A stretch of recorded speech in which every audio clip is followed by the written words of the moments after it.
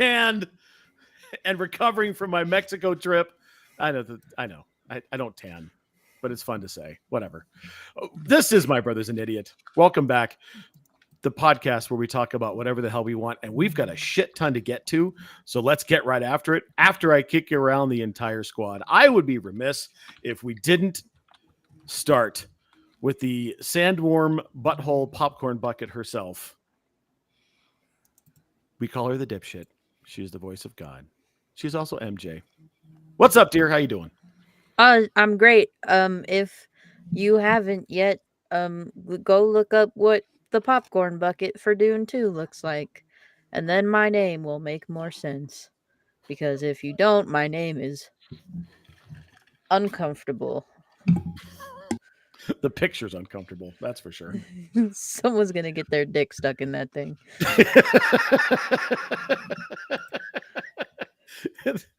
It brings a whole new meaning to date night. All right, next up, holding down the fort in Extreme Southern Command, he is the owner and proprietor of Knox Nostalgic Collectibles, rocking the Texans gear tonight.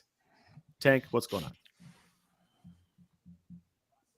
Oh, dear God. How did you lose audio? Oh, no.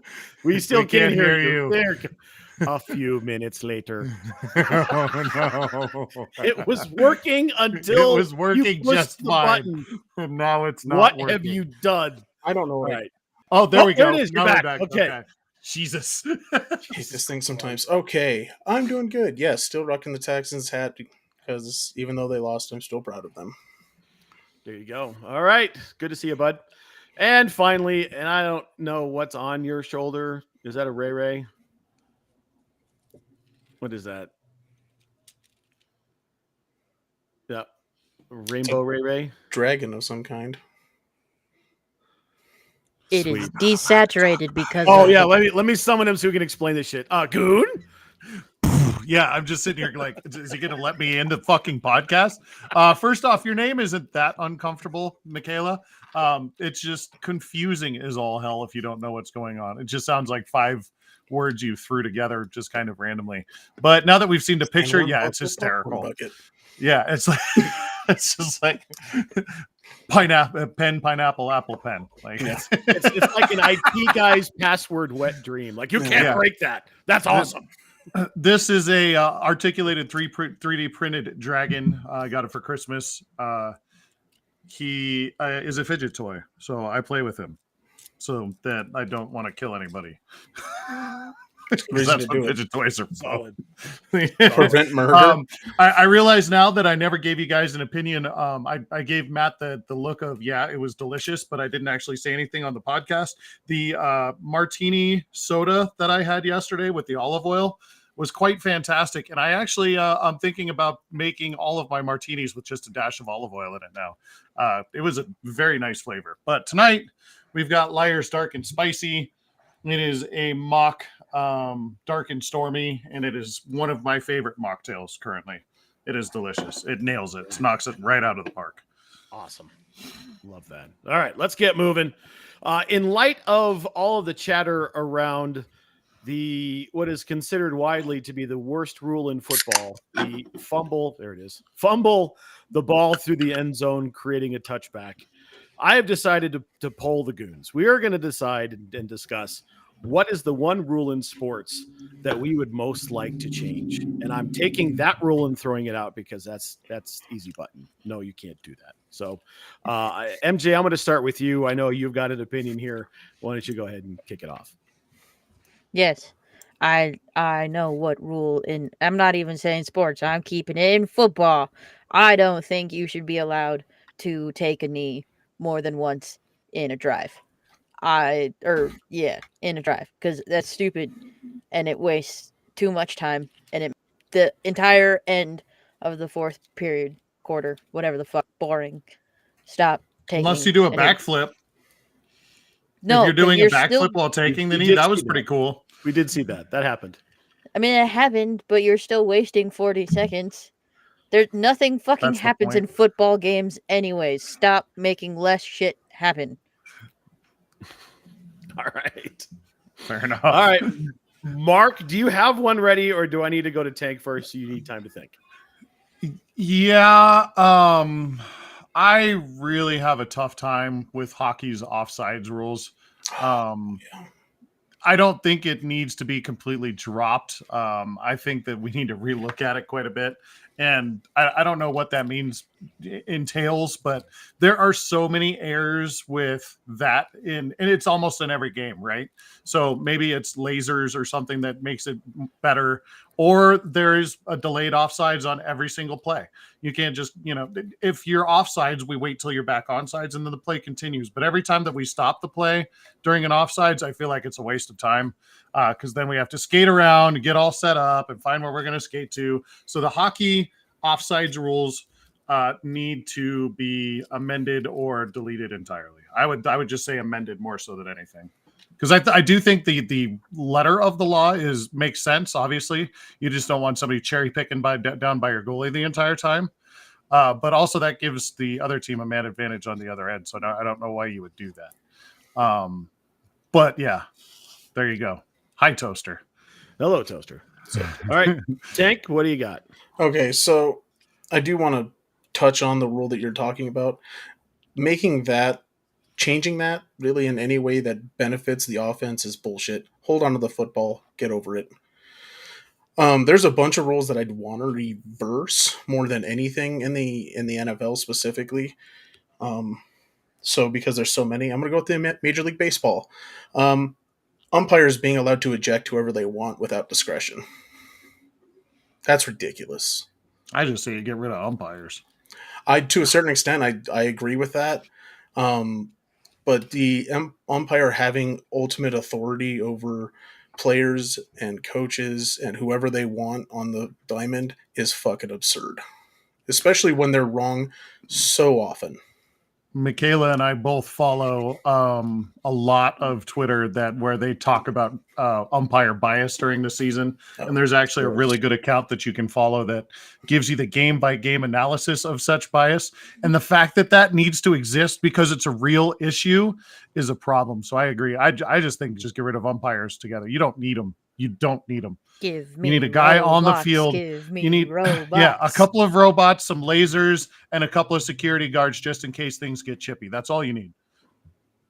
Yep, agreed. The days of the bill to bill fucking manager versus umpire fight are over. That's dumb now. We've seen it before. It should be physical combat. Unless you're throwing rosin bags like grenades and kicking dirt onto the home plate, which just pisses off the umpire anyway. I don't give a fuck about the umpires. But I do like a good manager tirade when he's kicking dirt. I think that's just hysterical, right? Because it's so fucking disrespectful. But you can still do that with lasers and stuff, right? You don't need Angel Hernandez out there blowing fucking balls and strikes. That's the one name that I was thinking. It's like Angel Hernandez is the immediately. I was like, how deep is that Angel list on that account? I have an entire adult lifetime of hating Angel Hernandez. I know exactly this. Just get rid of umpires altogether. They suck. I don't remember what game it was or who it was that said it, but there was a tough call at the plate and Angel Hernandez made it, and they went to the player after the game. This was this year, and he goes, "Go figure, Angel made a call at the end of a game. Who would have thought that would have ever happened?" So he has put himself into more baseball than he needs. The sad thing is, I don't know who you're talking about because I've heard that exact sentence way too many fucking times. Yeah, it's the worst. All right, I'm going to go into the association, and I don't know why this bothers me so much, but it's legalized cheating. So when a team scores, the other team gets the ball, they can roll the ball into the court, and no clock starts until the ball is touched. Now, I understand that part of it. You don't start the shot clock. You don't start the clock. That's fine. I especially under 2 minutes. What I don't get is they don't start the 8-second clock either. So they can just roll it and look, and until you pressure the guy, he can pick it up, and then the 8 seconds starts. No, the fucking 8-second clock should start as soon as the ball enters the court. That's what absolutely should change, because this rolling and just looking at it is just dumb. It also can be used.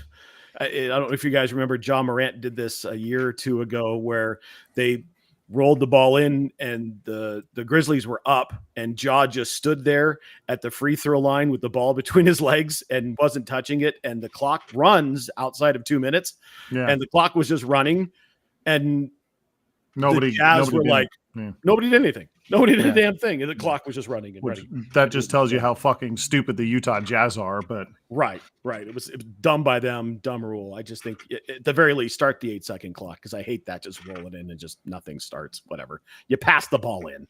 Let's go. Figure it out. All right. Good job, one and all. Here we go. Divisional weekend is over, and we are going to break down the games. And then we're going to pick next week. Guns up. San Francisco versus Green Bay. San Francisco gets the win on a sloppy night. Rain everywhere. People hitting the ground all over the place. Mark, go ahead and start. Break this game down. This was one thing I can say is Brock Purdy shouldn't have had 2 weeks off. The fact that he had those 2 weeks off, you could see the rust on his arm. He was missing wide open receivers all over the field. And that definitely affected the game. I'm not sure Kyle Shanahan called his best game, but here's the important part. The Green Bay Packers are going to be good for a long time. They were in this game, and to Frank's point, the only move that apparently they needed to do happened today, and Joe Barry is gone. So they're going to have a new defensive coordinator next year, and roughly the same group, because all these guys are 25 or younger. Green Bay is going to be scary for a long time. San Francisco escaped. Definitely escaped. And I think that, other than, the fact that there's some recency bias with the game we're going to talk about last probably, but this was, to me, if not the second best game of the weekend, it was the best game of the weekend. But it was damn good football played on both sides. I just think Brock Purdy didn't look very good. Hopefully they've got that figured out. Hopefully it's just some rust from just 2 weeks off, because he didn't play in week 18 either, which I thought was kind of silly. But I don't know. It was San Francisco escaped Green Bay. Green Bay played their asses off, and they'll be back next year. Can't wait. MJ, what do you think? And the resident Packers fan wants to say that Mason Crosby could sign with the Green Bay Packers last week, and that would have been okay too. Mason Crosby would have hit that field goal. MJ, what do you think? I didn't watch this game. Didn't watch the game. I could tell you from the first second. Right. I'm trying to think. I had to go to work on Saturday, so I didn't watch either of the Saturday games. So I don't know much, but hooray, San Francisco. Yippee. All right. Tank? I think I would agree. This game was really close, and I think that had a lot to do with San Francisco for some reason not being prepared more than anything. I think them missing Debo had an impact. And yeah, they didn't seem ready for some reason for this game, which is weird considering, a lot of these guys have been to the playoffs before. So they should have that experience. But they seemed out of place going against a team that has almost no playoff experience, which is weird. And on the Packers side, if they would have stuck with, I think, the run game a little bit more, they could have got this win. I think they got away from Jones too frequently and then tried to put it all on Love. And he showed his, his age still, his youth and the two kind of bad throws, honestly, that could have been game-changing drives that he ended prematurely, basically.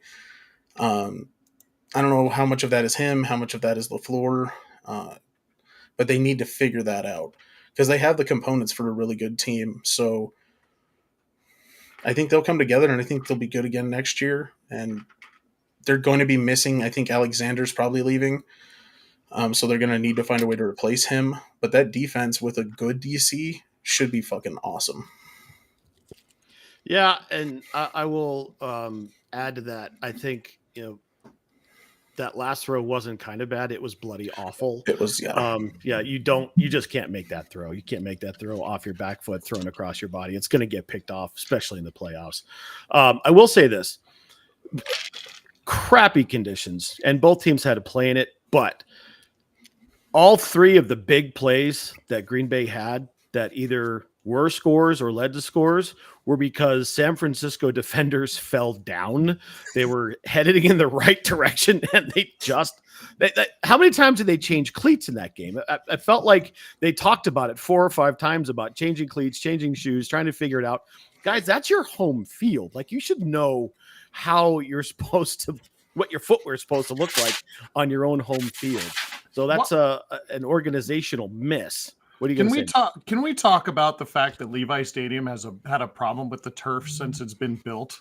It was a problem in the Super Bowl that they had there too. So this is not a new thing. They've had problems with that turf for years. Yeah, right. I don't know what the solution is there, but get some better grass, I guess. I don't know. Get a better grass tie. I mean, there's grass ties. They have golf courses in San Francisco. Go get one of them. Right. Turf didn't look great. I mean, between the numbers, bright green, then everything else was like this color, and it wasn't great. No. Mark's point is perfectly salient. And I think that, Brock didn't look great. He was definitely struggling with a wet ball. You saw him with the glove, without the glove, had a couple of balls that should have been picked off.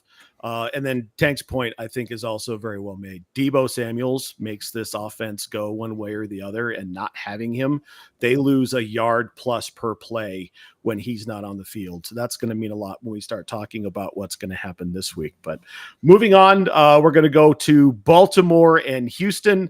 Lamar gets the win. Houston shows up, but they're outmatched. Tank, I'm going to start with you. Break this one down. I mean, this is an easy breakdown. You saw the best team in the AFC prove why they're the best team in the AFC. The lone touchdown in this game should be a little bit nerve-wracking for the Ravens because you shouldn't let up a special teams play like that. But other than that, they thoroughly dominated what has turned out to be a really good team in the Texans. But for the Texans, that team came together with a lot of mismatch parts just kind of shoved together and made a win in the playoffs. A team that should have been 2-15 ended up making the playoffs and winning a game. So good for them, but I don't think there was any way to not expect the Ravens to just dismantle them. Mark? CJ Stroud wins Offensive Rookie of the Year, right? We're all in agreement of that. Played out of his mind all year. I got to watch a very limited amount of this just because there was a bunch of stuff going on that weekend. The Duchess actually was on a panel for podcasting, so she got to talk about how to start one since she's been doing it for so long. So that was pretty cool to be a part of that. But got to watch most of the first half, and the first half was good. Like, both teams seemed very evenly matched. Baltimore seems to move the ball really well between the 20s and then struggles once they get into the red zone. That reminds me of a team in Kansas City that was struggling with that all year as well. Makes for an interesting matchup on Sunday. Baltimore then just kind of, you could see Houston wear out. Just a lack of depth on that roster. You could see that they were just tired. A lot of young college-age players that, are in their freshman or sophomore year who they just hit a wall. And so you saw that in the second half where Baltimore just stuck with the course, stuck with their game plan, and ended up just hammering them down. And I think that this game this weekend is probably going to be a lot closer than maybe some people think. So Vegas kind of agrees with me on this. But I think Houston's obviously going to be back. They're going to load up on more talent. They've got a ton of draft picks now. You're welcome. Thank you, Cleveland. They're going to be fine. And they'll be back and they'll be better. D'Amico Ryan should win. If not, should win Coach of the Year. He's going to be very close on Coach of the Year. But CJ Stroud should win Offensive Rookie of the Year as well. The guy had an amazing year and really didn't have much talent around him. MJ, should I bother? Charizard. Charmander, and you're off. You're now. Charizard. Son of a bitch. Charizard thinks that the Baltimore Ravens is really good. Hooray. Also, Charizard agrees that CJ Stroud should be Offensive Rookie of the Year. Rah. Thanks, Charizard. Thank you, Charizard. You're welcome. Stay in school, kid. It's for the babies. CJ Stroud has single-handedly changed the narrative about Ohio State quarterbacks. He's the first one in I don't know how long who's actually had some success and came right out of the gates. I think what we saw here was an undermanned and depleted Houston team. Mark alluded to, being tired. They didn't have a whole lot of depth, and the game changed a lot when. And I don't remember the player's name, but there was a linebacker they were using in the spy role quite a bit, got hurt, and it wasn't the same after that on defense. And when they weren't able to spy and have someone tracking Lamar all the way across the field, the game looked completely different. And let's just say it here and now, Lamar Jackson is still that guy. He's an absolute cheat code. This is what happens when he's healthy for an entire year and gets into the playoffs. This man is otherworldly in his talent, and he can throw the ball really, really well. And he has some surprise weapons, though, too. Isaiah Likely has been fucking unbelievably good. Oh, sure. You have to have weapons, right? Absolutely. You have to have weapons to succeed, but I mean, he hasn't had to do it all himself this year. No, he has not. They've got a couple of receivers. They've got a receiving tight end. They're going to get another one back that we'll talk about here later. And they looked really good. We all know we may not like John Harbaugh, but he's one hell of a football coach. That defense is outstanding. I don't know if they're going to get Humphreys back or not in time for this game. I know he was out this last one, but when you replace Humphreys with Ron Darby, it's a drop off, but it's not a big drop off. Darby can play a little bit because we saw him around here. The better team won that football game. All right, let's move on to Detroit and Tampa Bay. Mark, take it away. Lions and Bucks. So this game kind of went the way I thought it would. It was really well contested, but Dan Campbell outcoached Todd Bowles really badly in this game. And Todd Bowles sort of gave up weirdly in the fourth quarter for some reason. And I'm not entirely sure that I don't know. This team is going to be really bad next year. This Tampa Bay team. They've got half of their rosters up for free agency, and they're still in a hole from Tom Brady's contract. And Baker's going to get $20 million from somebody. I'm not sure that Tampa's got the money to do it. I'm not saying Baker's good, but somebody's going to give him $20 million to start. And I'm not sure Tampa Bay is going to be that team. Todd Bowles played himself off of a win. I don't know what they were doing with that last drive, like why they left timeouts on the board. To me, that signals that you've given up. And it happened before that too. Just Dan Campbell, I don't know if I've ever said this before or I'll ever say it again. Dan Campbell coached himself into this game. And he's a player's coach and we all love him as a coach, but this is the first time he's actually done like coachy things that actually won him a game. Most of the time it's just he's coaching his players up and they take care of it. He schemed his way into this, and Todd Bowles just reminded us all why he's not like a great coach. He's just not good. 2 weeks ago you just said he was a great coach. Yeah, I kind of, I guess, missed this one because this game was awful to watch. I'm going to be honest. This was a tough watch. He did take a team of relative nobodies to a playoff game. And so that give him some credit for that, but he got outcoached badly in this one. Badly. MJ? I like the Detroit Lions a lot, and so therefore I had a very good time watching this game because the Detroit Lions won, and Baker Mayfield was doing okay, and then Baker Mayfield is trash in his last drive, and he was like, "What if I threw a dot to the ops? Goodbye." and then he laid down, and that was the end of Baker Mayfield.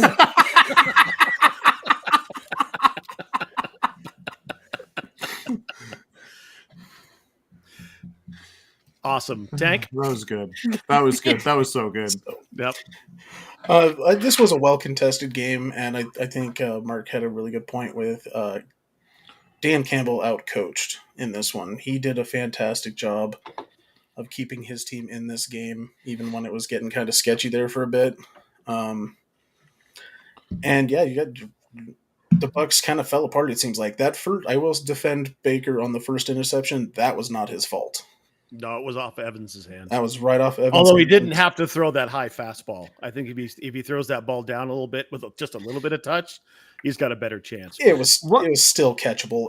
What was it with? Yeah. What was it with a couple of the biggest names and wide receivers just having like the worst games of their careers this past weekend? Yeah. Like Stephon Diggs was awful. Mike Evans looked like he played 3 games before this. Like, and he's had 1,000-yard reception years every year since he's gotten into the game, and he looked like he had never played a playoff game before in his life. It was just.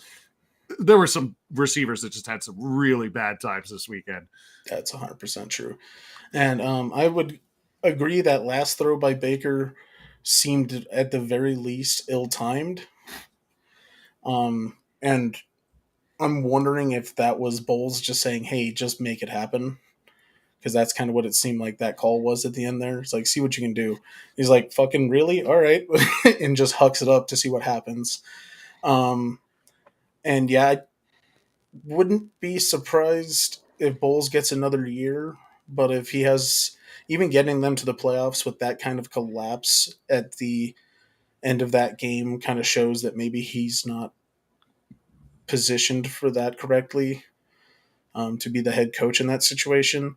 And yeah, Baker's definitely going to get a contract with somebody next year.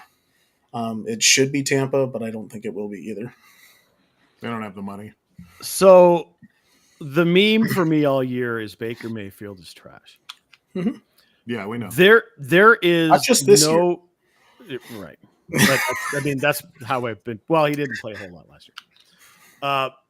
Beat us. That's fine. What to further break that down, there is no denying the actual physical ability of Baker Mayfield. The man throws it. He's got an amazing arm talent. He's very shifty. He can run. He's fiery. Definitely his players have taken to him. The problem I have with Baker Mayfield is between his ears. And it was no more obvious than this past weekend when twice, he failed to sense pressure from the right side that resulted in sacks. In his face. When you're a right-handed quarterback, you have to be. I get sometimes the backside pressure when it's coming from the left when you're a right-handed quarterback because your fucking back is turned. Dude, you're a right-handed quarterback. You're turned that way. You can see it. How do you not sense Hutchinson coming down to rip your head off? And then the pick at the end, just a bad decision. It was a bad throw. Just no, absolutely not. And then Mark touched on it, and I wanted to bring it up. Todd Bowles lost the locker room with what he did at the end of the game. You are playing for your life, and you have to take every chance to make something happen. And that defeatist attitude that we saw in his press conference after the game, when he said, "Why prolong the inevitable, bud? These guys are bleeding for you on the field. These guys are giving you everything they've got, and to quit on them and to defend quitting on them like that is going to have repercussions." Let's not forget here, folks. This team was 9-8 in a shit division. It's not going to get better. And if Todd Bowles, and I presume he's going to be the coach because they haven't made a change, and it would kind of be a little bit odd to do it now. But if Todd Bowles is the coach next year, he's got some work to do to get those guys in that room back. They've got 23 to 25 free agents. They're not going to get a bunch of those guys back. They're not. To your point. See, a lot of people are leaving, right? So whatever. Stupid Tampa. I'm glad they lost. Anyway, go on. All right, finally, the game that everyone was looking forward to. Taylor Swift. The Swift Bowl. We got 4 shots of Taylor, and we got 2 shots of shirtless Jason Kelsey, who now is apparently everyone else's boo. KC gets the win in Buffalo, beats them again. Before I kick this around the horn, I do want to share something that I saw the other day. I don't remember if it was on Twitter or if it was on one of the programs. But if you compare the Buffalo Bills the last 3 years to the San Diego Chargers of 2006 to 2009, the numbers are almost identical. I say it again. Josh Allen is Phillip Rivers. Tank, break this game down. Oh, God, it was such a good game for the first half, wasn't it? These teams were going at each other nonstop. And I don't know what switched off in the second half for the Bills. But the run game that was working that entire first half just stopped. Not that it wasn't working, they just stopped doing it. Yeah. And reverted to more swing passes, to little out routes, and to nonsense instead of just hammering away at the Kansas City defense like they were. They got away from getting the ball to Johnson for some damn reason. Nothing against, that's not a slight on Cook, but Johnson was very obviously the hot hand in the first half. Give him the fucking ball. Yeah. Let him do it. And then there was some questionable things that happened in the second half with the reffing, I think. Some weird calls and some weird no calls that just didn't seem to exist in the first half were definitely happening in the second half. And then, yeah, just a failure to execute at the end of the game for Buffalo. They somehow survived that stupid fake punt, which for some reason went to Hamlin instead of Gilliam, the big fucking fullback they have back there that can run the ball. They went to the safety whose story is cool, but he's not a fucking running back for a reason. So maybe don't fake it to him. They luckily got away with that one with some mistakes on Kansas City's part. But yeah, you could tell that something changed in the offensive play calling in the second half that just it cost the Buffalo the game, honestly. MJ?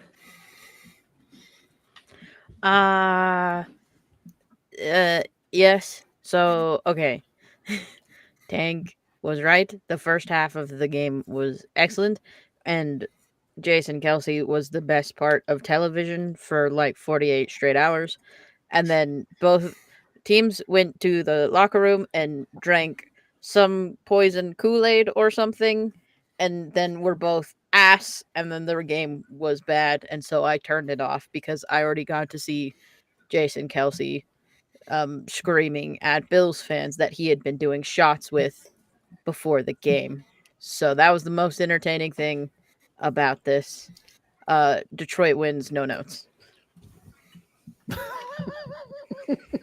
Okay. All right. Mark? Okay, so let's see. Let's start with the fact that I'm going to miss the quantity of memes of people making fun of Buffalo's head coach for looking like Osama bin Laden. I'm going to enjoy the shit. I'm going to miss that a lot. I'm also going to miss the fact that we cannot talk about feeding the pit anymore because obviously that can no longer be a thing. I was really enjoying the feed the pit stuff, and now they have lost. So Buffalo, I'm sorry for that. I enjoyed the feeding the pit bit. I also really enjoyed you guys comparing Sean McDermott to that big beardy bastard.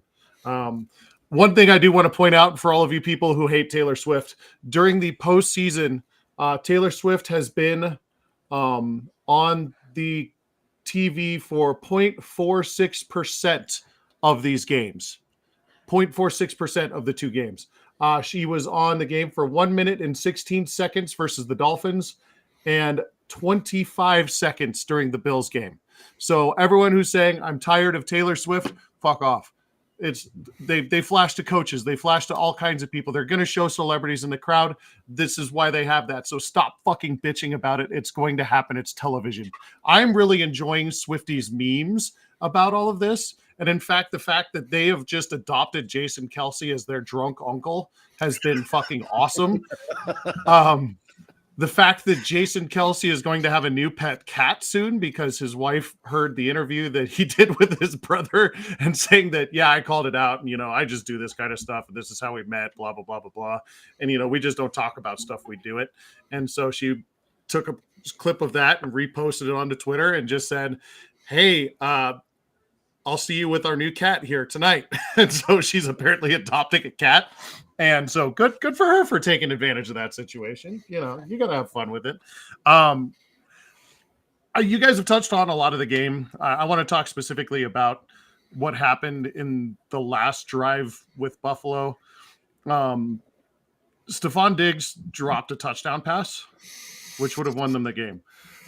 Then, oddly, Josh Allen was trying to be like Dan Marino or John Elway for some reason and decided he needed to get all of the yards at once and missed wide open guys that would not have been for like 5 or 6 yards. We always talk about the check down and not getting the first down. These guys were like 15 to 20 yards down the field and wide open and not like off the side. They were right in front of him. He missed some wide open receivers that would have easily gotten that kicker into a better field goal position. And it's a complete failure on the entire Buffalo staff's fault. You're right, Tank. The play calling was awful. Josh Allen looked like he was just trying to win it with his arm and be the hero. You can't do that. They're just, Kansas City's too good for that. Just a really bad job by the Bills in this game. They should have won this game. They came up empty-handed. That's their own fault. The whole Bills thing just did. And it's funny because that's just what Buffalo does. I laughed when he missed the kick because I knew it was going to happen. Same here. If you were going to beat as Buffalo, if you were going to beat Kansas City, this was the game to do it. And they had the script already figured out. And I think what happened is they decided at halftime that Kansas City was going to scheme to take away the inside run. So they decided to do other shit. And it looks like Kansas City decided they're going to try to do other shit. So let's take that away. And they played right into Kansas City's hands. I don't know if necessarily Josh was playing hero ball as much as he was told. The game is now on your shoulders. We're not running it anymore. Go ahead and go do it. Josh Allen is one hell of a quarterback. Love to have him here. However, this one is squarely on the coaching. This one's squarely on McDermott and his offensive staff and the way they changed their play calling in the second half. They had 150 yards plus on the ground in the first half. They made Chris Jones look stupid. That man dominates a 2-yard area around him on every single play. And he couldn't find his footing. Yeah. He was absolutely helpless. And they were gashing them left and right. And if they stuck with it, they would have wore that entire defense down and it wouldn't have mattered. The other thing I want to mention is the announcer's jinx is absolutely real. When brutal. Bass lined up, I called it in the house. I'm sitting there like, oh God, they just jinxed him. And Sarah's like, what? I'm like the graphic. He's 9 for 9 in games where he's going to kick for the lead in the fourth quarter. He's going to miss it. And what does he do? The 2 worst words in Buffalo sports: wide right.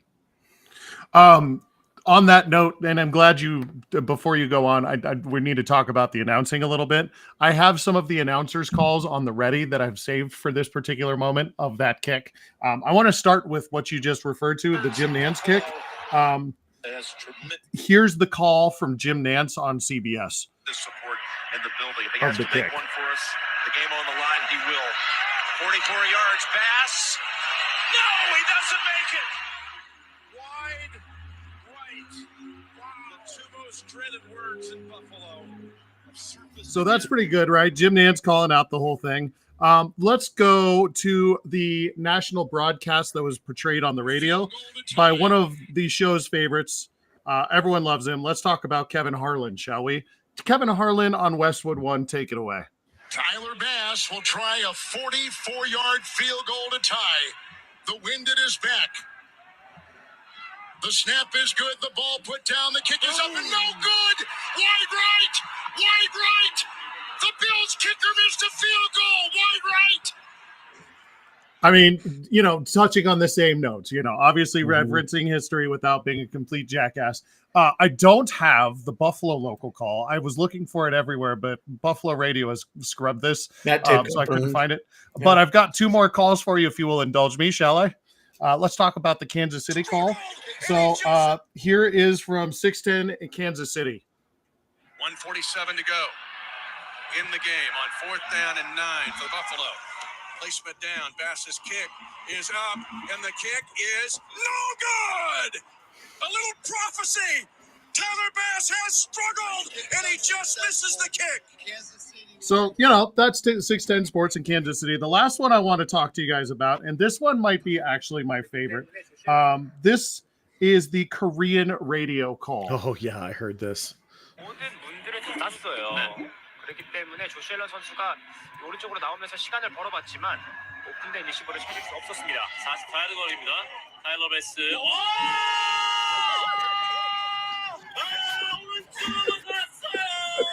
Okay. So I don't speak Korean, but I know exactly what they just said. The 2 blokes just going, oh! Tyler Basaru. With a simultaneous, oh! It's like an episode of Bad Friends.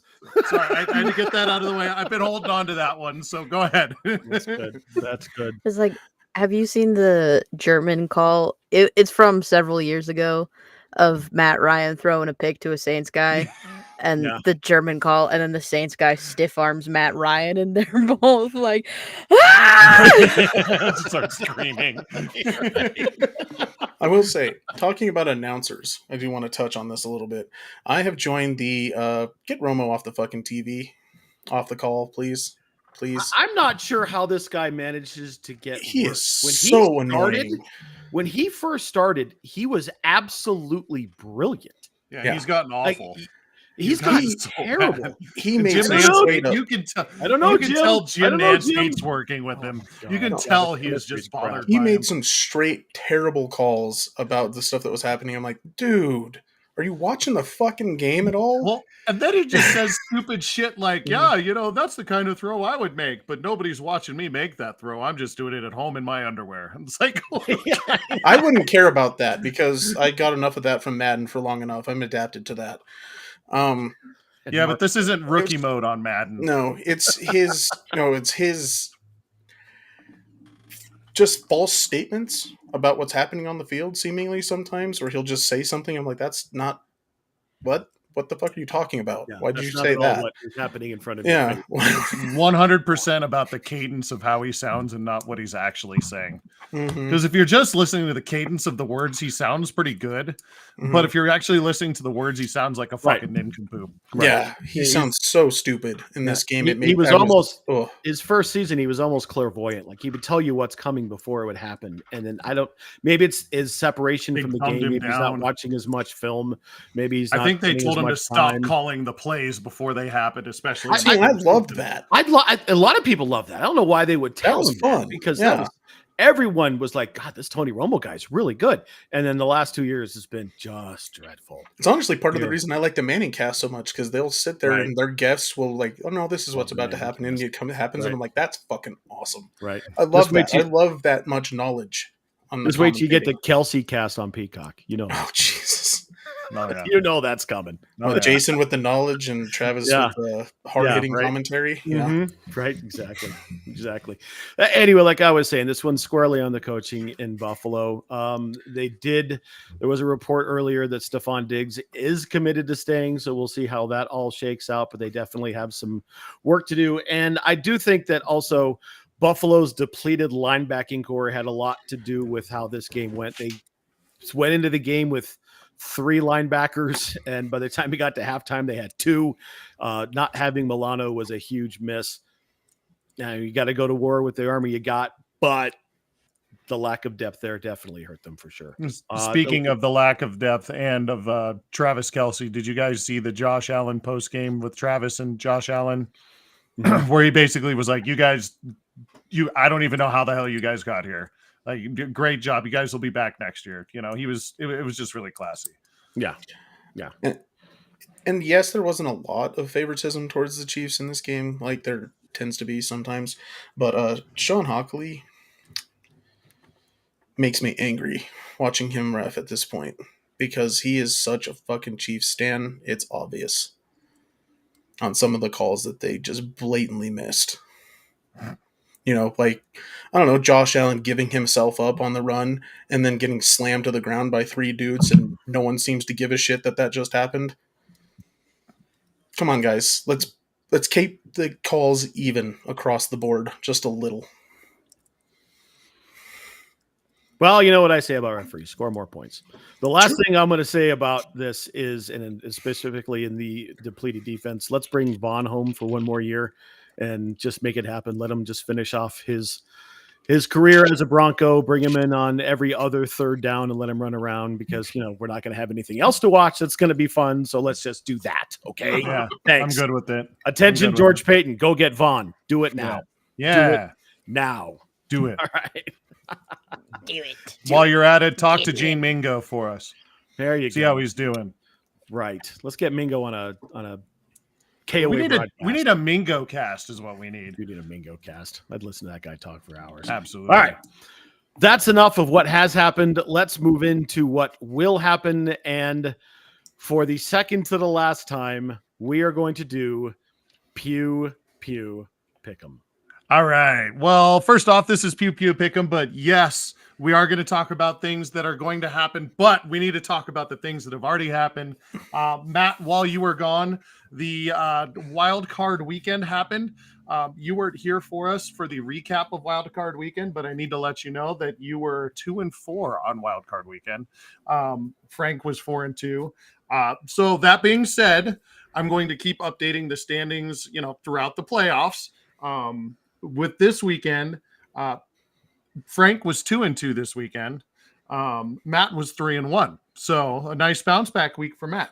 Overall, Frank still leads in the standings. He is 6-4. Matt is 5-5, and Michaela is lovely. So there you go. So, yes, let's talk about these weekend games coming up. I'm just going to give you the lines, and I'm going to give you the over-unders, and then we're going to talk about some football, guys. Let's talk about the Chiefs going into Baltimore, where apparently that one offensive lineman, Creed, that everyone loves, who plays for the Chiefs, can eat a lot of crab cakes. He said so today. Creed Humphrey. He said, I'm 300 pounds. I eat everything. They were asking him if he liked crab cakes. He's like, well, yeah, I guess I love crab cakes. I'm 300 pounds. I eat everything. He's actually really funny. But the Chiefs in Baltimore, this is an over-under of 44.5, which seems a little low to me, considering the two offensive outputs, but the defenses have both been pretty good. Ravens at home are favored by 3.5. So a fairly even matchup, slightly favors Baltimore. Matt, tell me about this one. I said there is no clock. Thank you. I said it earlier that if you're going to beat the Chiefs, this is the year to do it. They have one wide receiver who can be counted on. Last week, not having Kadarius Toney was addition by subtraction. I'm sure they'll find a way to get him back on the field and he will fuck something up. Having said that, Baltimore is getting one of their weapons back.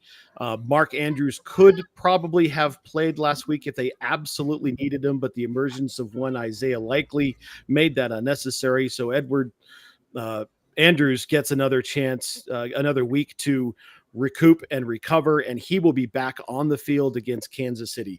I do not want to have anything to do with trying to coach against a Baltimore team that has Zay Flowers, OBJ, Mark Andrews, and Isaiah Likely on the field at the same time. No, thank you, sir. We talked about how Lamar Jackson is him. This is another MVP season for Lamar Jackson. He's showing it right now in front of our face. Ladies and gentlemen, I'm here to tell you that there's something wrong in Kansas City. There has been something wrong all year long. There are some cracks in the armor. There are some issues with their poise and how they are comporting themselves, especially in a loss. this is not the same Kansas City team that we have seen over the past 4 years. 3.5 points is not enough. This is Baltimore by 7. Book it. Frank? Okay. I've been thinking the Ravens have been awesome all year, and honestly, I'm not surprised that they got to the point they are. They got injured a lot early, but they seemed to just forge ahead somehow, and then just got better as the season went on. I threw a little thing into the chat. I don't know if you guys saw that. It's a write-up of some comments that Warren Sharp had made. Warren Sharp is a football analyst that really breaks down the numbers quite a bit. And this was actually sent to me by my wife, who was looking into this. The officiating crew for this game has a weird tendency to go against the home team. Like, a lot against the home team, to the point where the average is home teams covering the spread is roughly 50% across the league. When he's reffing, it's 37% to cover the spread. And a lot of those end up being losses for the home team. So that's kind of a weird coincidence that since this guy's been reffing for the last 3 years, that keeps happening.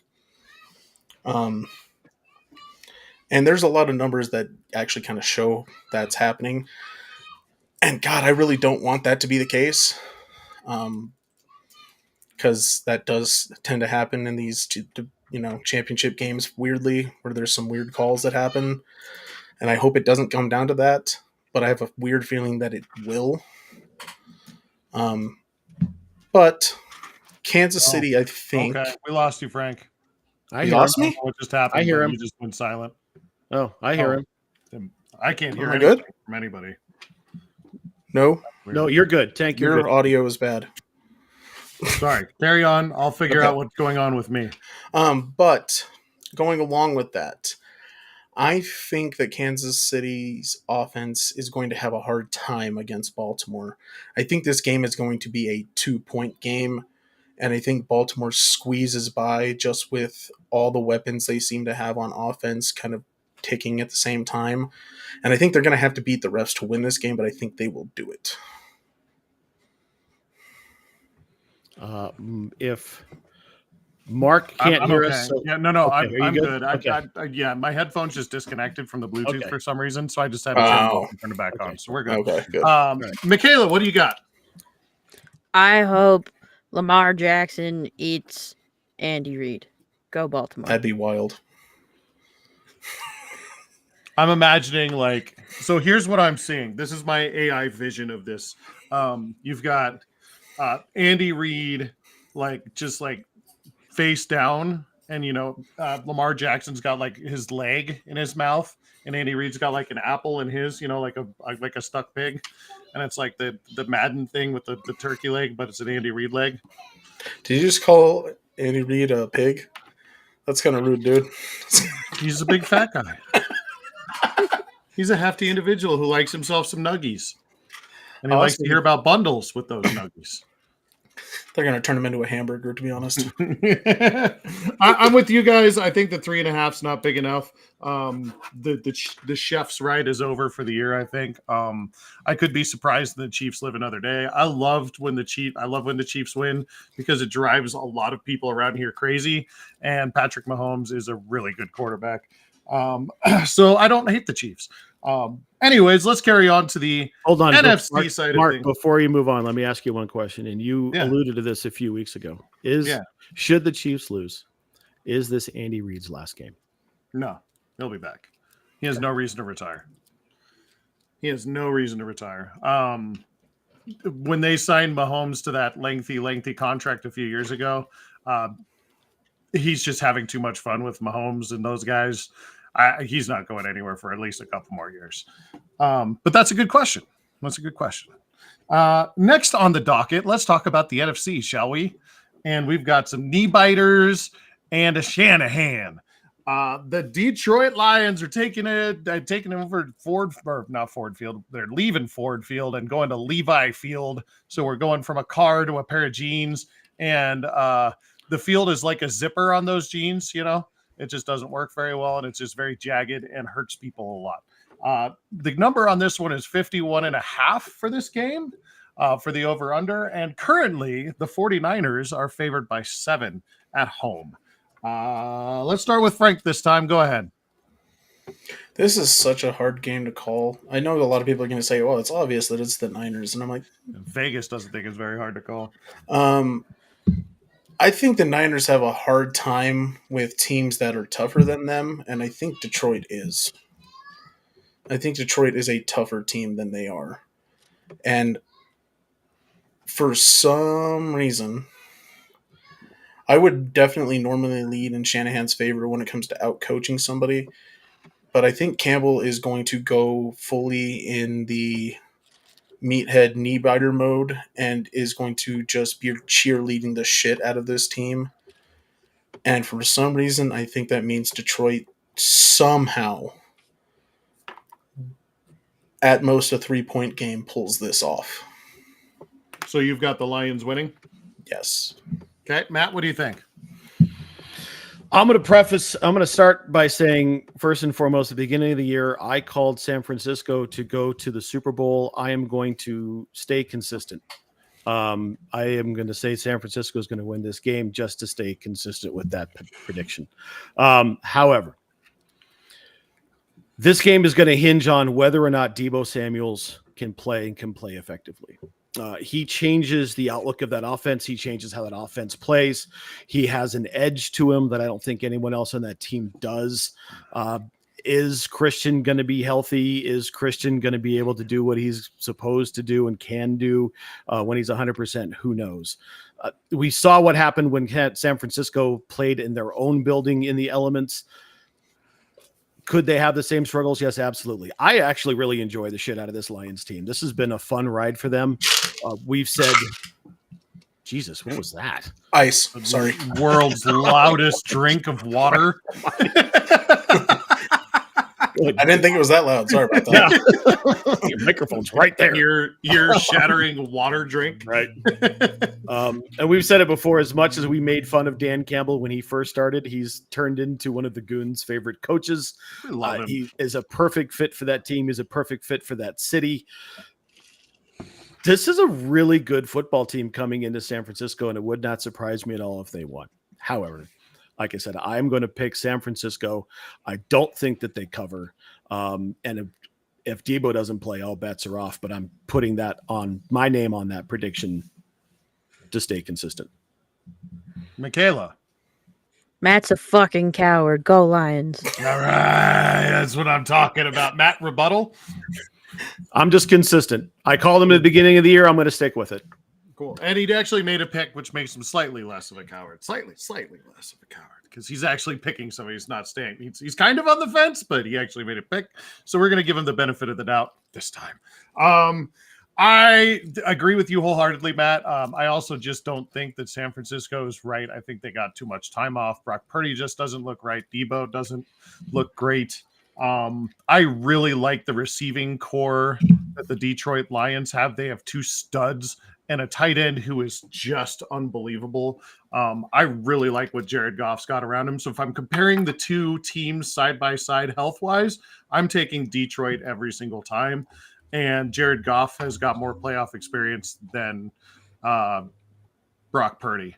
I think that this game is not a 7-point game, but I also don't think I'd be surprised if I would. I'm going to take the Lions in this one just because it's fun.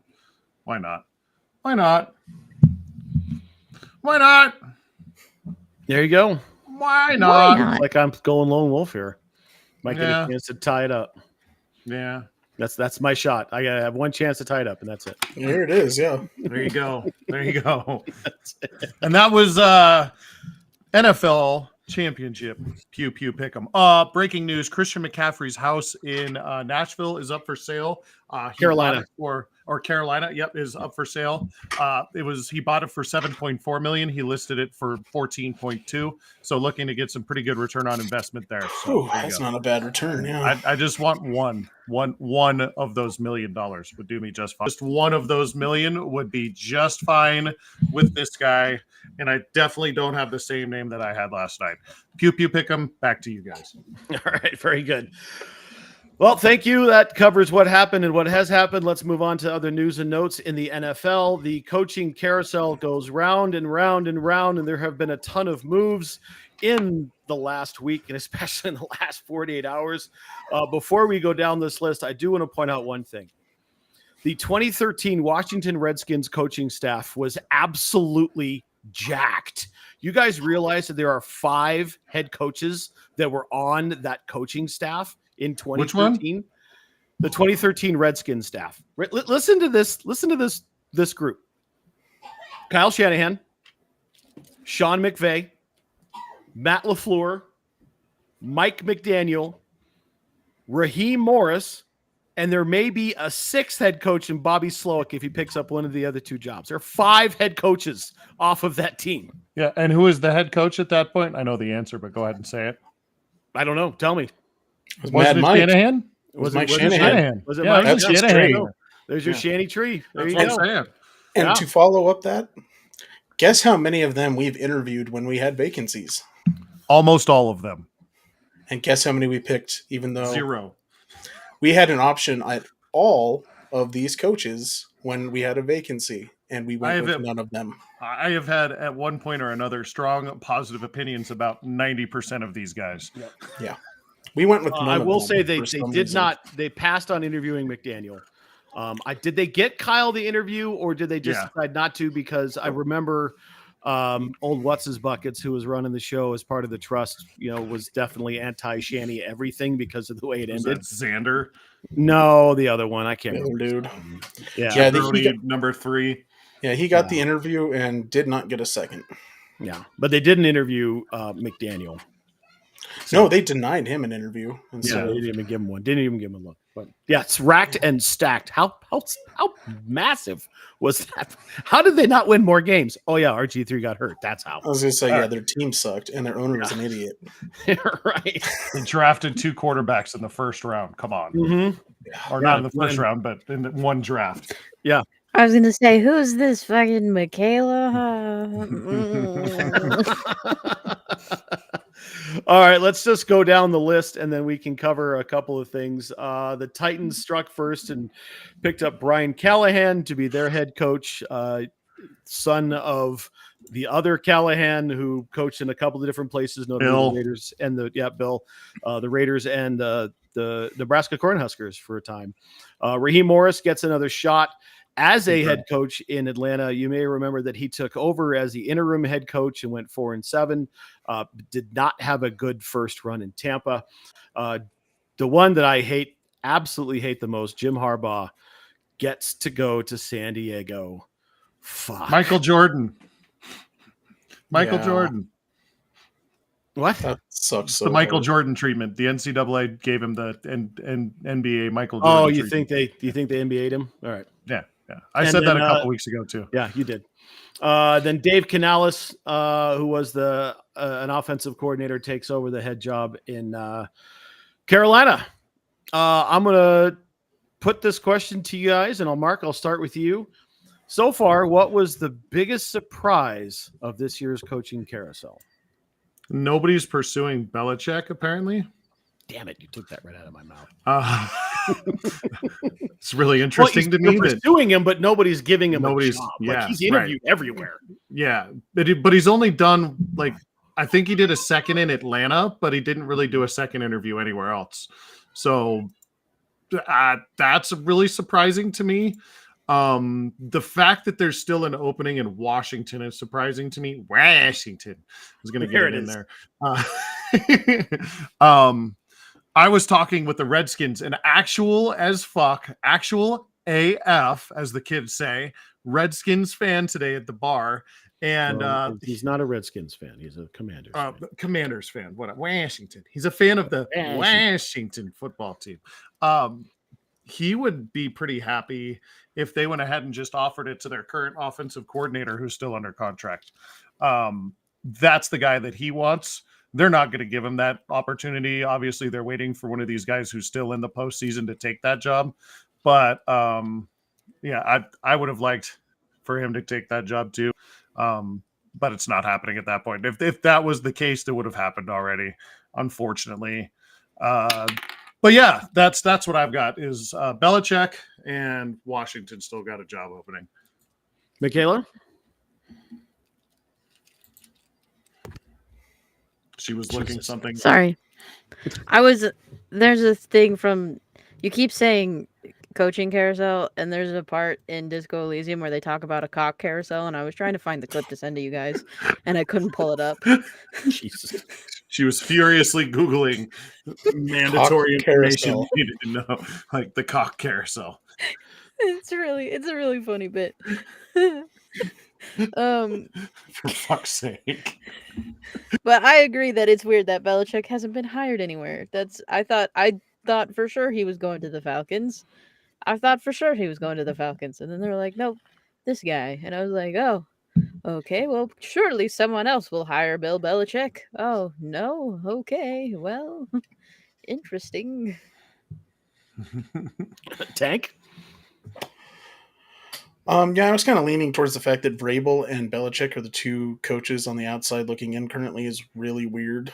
Especially I forgot about Vrabel. with them going with Morris and Atlanta. I thought for sure that was going to be Belichick or Vrabel going there to take over that team that's relatively young and has a lot of really talented players. Allegedly. Allegedly. So I'd say the Morris and the Callahan are kind of even on being surprise pickups. I didn't know that either of them were really being pushed up that much to both of them land a head coaching job in this cycle. But I guess good for them. We'll see how it plays out. Yeah, I'm going to agree. I think that the Belichick thing is certainly surprising. Someone would jump at it. But the other thing that strikes me here, fellas, is with the exception of Antonio Pierce at Oakland getting that nod, which was not a surprise at all, and Harbaugh being really the best coach on the board going to San Diego, these other jobs are being filled by young guys. Oh, yeah. The retread carousel isn't necessarily a thing this time around. And we have seen more of that in years past than we are in this year.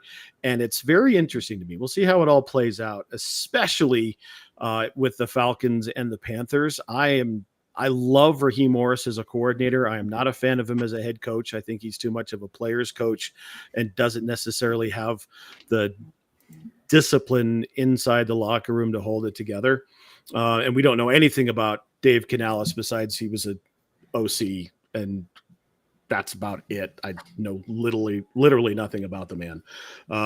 I will say this, Take, to your point about Brian Callahan. I did see his name a few times as jobs were coming up, and people were saying he was definitely in the interview cycle, so I wasn't super surprised. But the Raheem Morris thing is that was interesting to me for sure. I'm not sure where they're going. I mean, if they get a quarterback, it all gets solved, and maybe gets a good offensive coordinator who knows how to actually use Bijan and Kyle Pitts. We'll see. And either Justin Fields or Russ Wilson. I Based on the 100% the Antonio Pierce has got to be the least surprising. Yeah. And for anybody who follows Absolutely. football, especially after the way the Raiders lost Biaggi, I think that Mark Davis still has fucking PTSD Who? for Biaggi. Wasn't his name Bisaccia. Biaggi? Bisaccia. So, yeah, Bisaccia. Thank you. Whatever. Some fucking name that's hard to. The Gabagoo. Yeah, They lost the Gabagoo. I think Pizza pasta. I think he still has some PTSD about not making that higher. So Antonio Pierce wasn't going to get out of town. No, it was and the rumor was that Max Crosby was going to demand a trade if they didn't. Yeah, and when you're by far number one best player and the heart and soul of that team says, if you don't sign him, I'm going to leave. Well, then you obviously keep the guy, right? Yeah, right. There's absolutely no doubt in my mind that Crosby's the man in that room. All right, let's move on to some other smaller moves in the NFL. First, Vic Fangio is finally sick and tired of Mike McDaniel and goes to play in his hometown and is going to be the DC in Philly. Sad, Mark, that we're not going to get the Mike and Vic podcast that we all were begging for about 8 months ago, because that would have been genius. But yeah, the thing about Vic here, Mark, is that, you know, he could walk away from a job and get picked up in 5 minutes. So he's like, whatever, I can go wherever I want, right?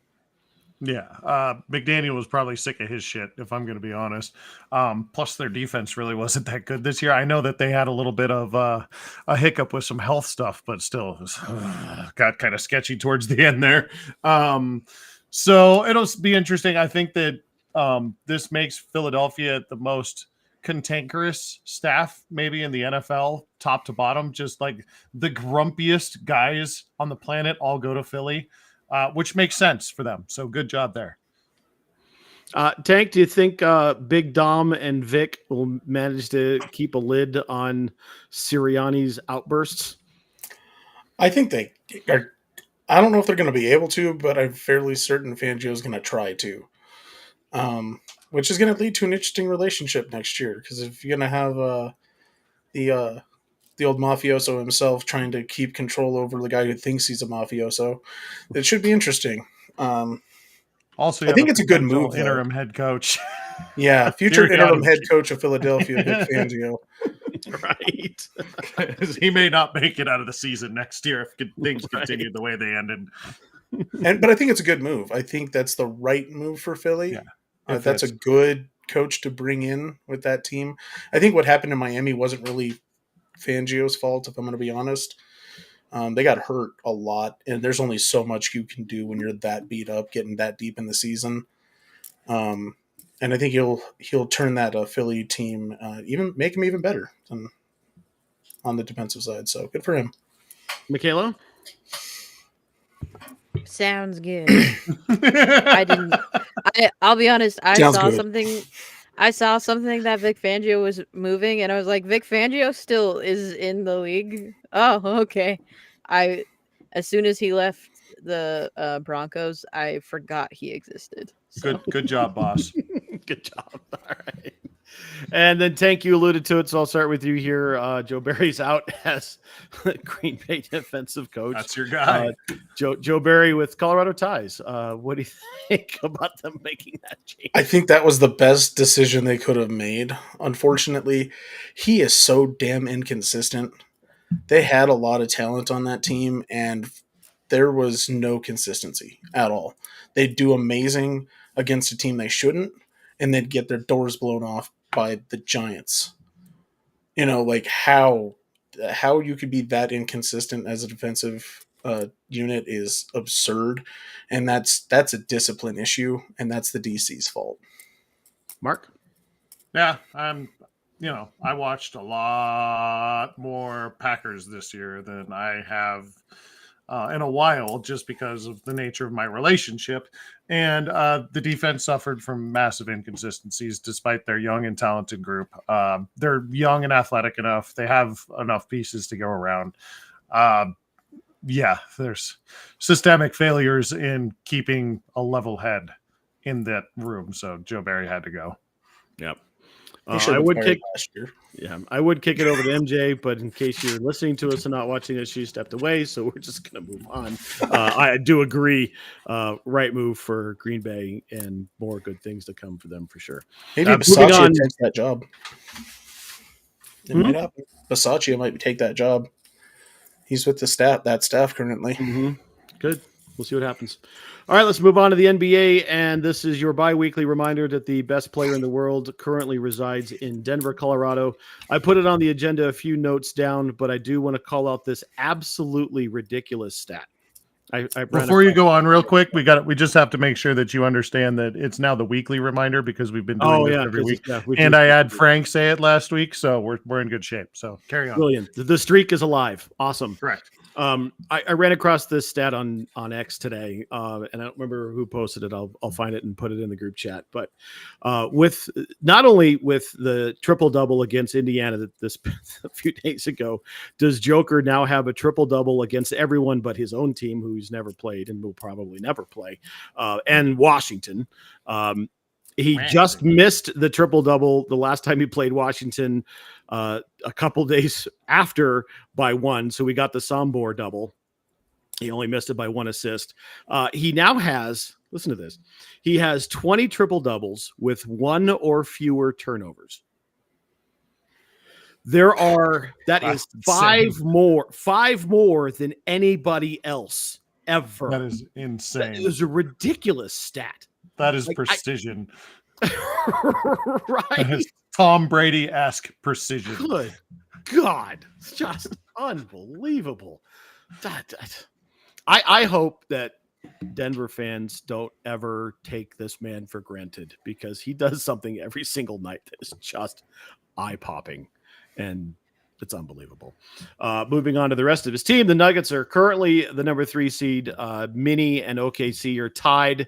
There was a little bit of a meltdown in Minnesota the other night when Cat decided he was going to go for 60, and everyone else was like, oh, I guess I'll go in the corner and fuck myself then. And they lose. And they fucking went and lost. It's a good way to put that, actually. Yeah, they totally did. Beautiful way of putting it. Right. And the coach came out and criticized the maturity of the team. Anthony Edwards was like, and pretty much said, I guess I will go fuck myself. Didn't say it in so many words, but that's basically what he said. That team is well constructed. Tim Connolly knows what he's doing. He's put together a team. He thinks they can beat the Nuggets, but they're a bunch of fucking head cases, Tank. Yeah, I would happen to agree with that fully. I don't know if you've up on tonight's events. Bad things happened. With the Nuggets tonight. Go ahead. Including an injury to our captain. And just the most miserable shooting performance I think the team's had this entire year. It was awful, awful shooting, and they got blown out by the Knicks tonight, which that is a sad fucking statement. So, yeah, we need our captain on the court, apparently, and him being out for, I think, the entire fourth quarter was not a good thing. What was the nature of the injury? I didn't see it yet. Eyeball, yeah. Oh, he got poked. You got his eyeball poked out. Oh, I hate that. I hate every part of that. Right. Yeah, I knew they were getting boat raced, but I didn't see the specifics. Yeah. We need Jamal. Dear God. And then whatever. And to downplay, a loss that bad is bad, but to downplay a loss to the Knicks are a good team. And when they brought in OG Anunoby, they got better defensively. They've made some noise in the last couple of weeks. They've been playing better, beat Boston, in fact. So they're not as bad as they have been. They're not great, but they are an up-and-coming team in the East. Mark, anything you want to say about Mini? About Mini? Yeah, Minneapolis. No, I don't care about them. Okay. No, I don't care about them. Okay. No. Get out of here. Karl Anthony Towns, every time he opens his mouth to speak, I just want to put cotton in my ears or put my head in the sand, because he might be the stupidest person in the NBA. Well, and we saw what happened. Such an ego, and it's not at all fucking deserved. And no more was it on display than in the series in the playoffs last year, when he completely turtled because he wasn't the focus of the offense. And then all of a sudden either chose not to hit the side of a barn or just failed to be able to shoot the rest of the last 3 games because he was absolutely dreadful. Another one of those guys, $1 million talent, 2-cent head. Michaela, anything you want to say about the Nugs? I had something, and then I had to Google who the captain is on the team right now, because I didn't know if maybe it was one of those weird things where it's like, oh, well, it would make sense if it's Jokic, but sometimes they're weird and they'll make it other guys, and it's very hard to figure out who the captain of a basketball team is. But the Nuggets are good, and I like watching them, except that I've only watched them twice. But I did decide that Nikola Jokic is a character from Kuroko no Basket. He's got magic powers at basketball. That's 100% accurate. That dude is a magician with a basketball somehow. Wizard. Would just like to say both of the Boston teams in the winter sports are in number 1 in the league So there. Best records in both leagues. Okay. No, but for real, who's the captain of I cannot find Of who? who the fuck The captains the Nuggets. Nuggets. They don't actually have a They don't captain actually have captains. I'm calling him the captain because he's the leader of that. because team. he is the captain. He's de facto captain. Yeah, they don't They actually have- wear C's on their chest. He's just No. the captain. They just Oh, look at the okay, that's look at the number of dollar signs that are on the contract, and then that's the captain. Yeah. That's why I can't find it. Yeah, Yeah, they don't do Who's that. like who's That's not a who's thing. the captain of the Nuggets? And That's they're awesome. like, there's no captain. And Yeah, I'm it's like, not a thing. Okay, thank you for. Other news and notes of the NBA, there has been a trade. The Hornets trade Rozier to the Heat for 106-year-old Lowry and a protected first. The Heat get a little bit better, I guess. Come on, the guy's 39. I mean, he was great in the playoffs that one year, and was one of the Well, best. they're just going to turn around and duel him too. It was all around the first part. Oh yeah, They're just Yeah, it was gonna all about do the it first again. Yeah. But we know that the Heat collect senior citizens. That's not new. well, yeah, but Rozier's not a senior. Yeah, because citizen. what else? Lowry What else do is. they Oh do? no, in but they had Miami? Lowry to spare. That's what I'm Right. saying. Right. Miami, Phoenix, where they just love old people in both of those God. places. So it makes Yeah. sense that they're The old clip folks on some joint. professional basketball team too. The Clippers. It's the nature of what's going on in the city, so it makes Right. sense. I do want to say, I was watching. It was halftime of the most recent Nuggets game that was on TNT, and I don't remember who they were playing, but they were winning. And it was on ESPN, and they said, "Well, so the Nuggets are winning. Are they going to repeat?" And our buddy, good old Perk, said, "Nope, the Clippers." Like, fucking come on, Christ, bro, Perkins, they Jesus. can't stay healthy. Oh, that must have been at the during the the Laker Clipper game that was on the other night. No, it I was actually during a watched Nuggets a portion game. of that. It was during a Okay. Nuggets game. It was after it was either halftime or after a Nuggets game. And they're going to say, "Are the Nuggets going to repeat?" And he's like, "Nope." So the Nuggets hatred continues, even though Perk makes some noises with his lips occasionally that sound That nice. dude is a hot take machine God damn. and a dumbass take machine. He's not Jason McIntyre, but yeah, it's pretty bad. Yeah, he's awful. All right, so we talked about this a couple of weeks ago, maybe even as much as a month, but we were talking about the worst team in the NBA and the futility of the Detroit Pistons. And we were going to name a trophy after the worst team in NBA history. Now, the accepted worst team in NBA history is the Charlotte Bobcats. I was going to name You're not wrong. they were Yes, bad. It was right. like They were Yeah. really bad. They won 11 games. 106. Yeah, they're Yeah. 0.106. Now, I threw them out of contention because it wasn't a full season. So I didn't think it was fair necessarily because that was the year that the lockout happened and they'd lost the first 2 weeks of the season. So I went back and I said, this is awfully poetic. The next worst teams, and there are two of them, are the Philadelphia 76ers. And their worst record was a winning percentage of 0.110. So Yeah. we They are won, now like, 11 game or like 12 games or 15 games or something like that. awful. Just Yeah. so bad. Just so bad. So the Pistons are at a 0.114, and they're the only team really in contention that's going to do anything. The Wizards are at 159, and the Spurs are at 182. So we are heartily cheering for the Pistons. They have won exactly one in a row. Let me refresh this and see if they've actually played a game today that I missed since we've been on. Where did it go? Nope, they did not play a game. So they're 5-39. They've won one. They're 2 of their last 10. Can we do this a little differently than we do the baseball? We do the winning percentage just because there's 100 million games in baseball. The fact that we're talking about a team who possibly won't win double-digit games in a season, that needs to be brought to the foresight. So yeah, 5-39. Okay, 5-39. The Yes. 72-73 Philadelphia 76ers were 9-73. Yeah. Right. Whoa, on the pace. that's rough. So They're that we bad, have to though. decide. Yeah, they are bad. We have to decide here. Do we give them the trophy if they tie at 9, or do they have to make it 8 wins by the end of the season and no more to give them the 76ers trophy?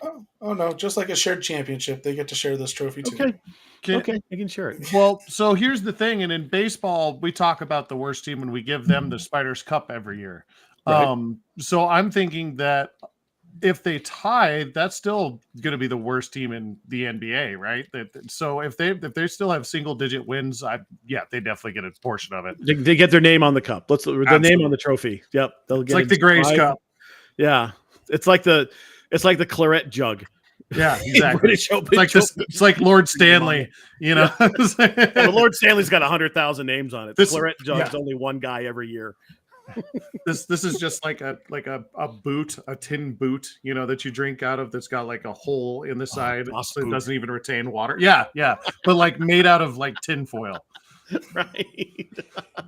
not like a glass one, like a good Okay. glass one. I'm talking about like a super cheap one.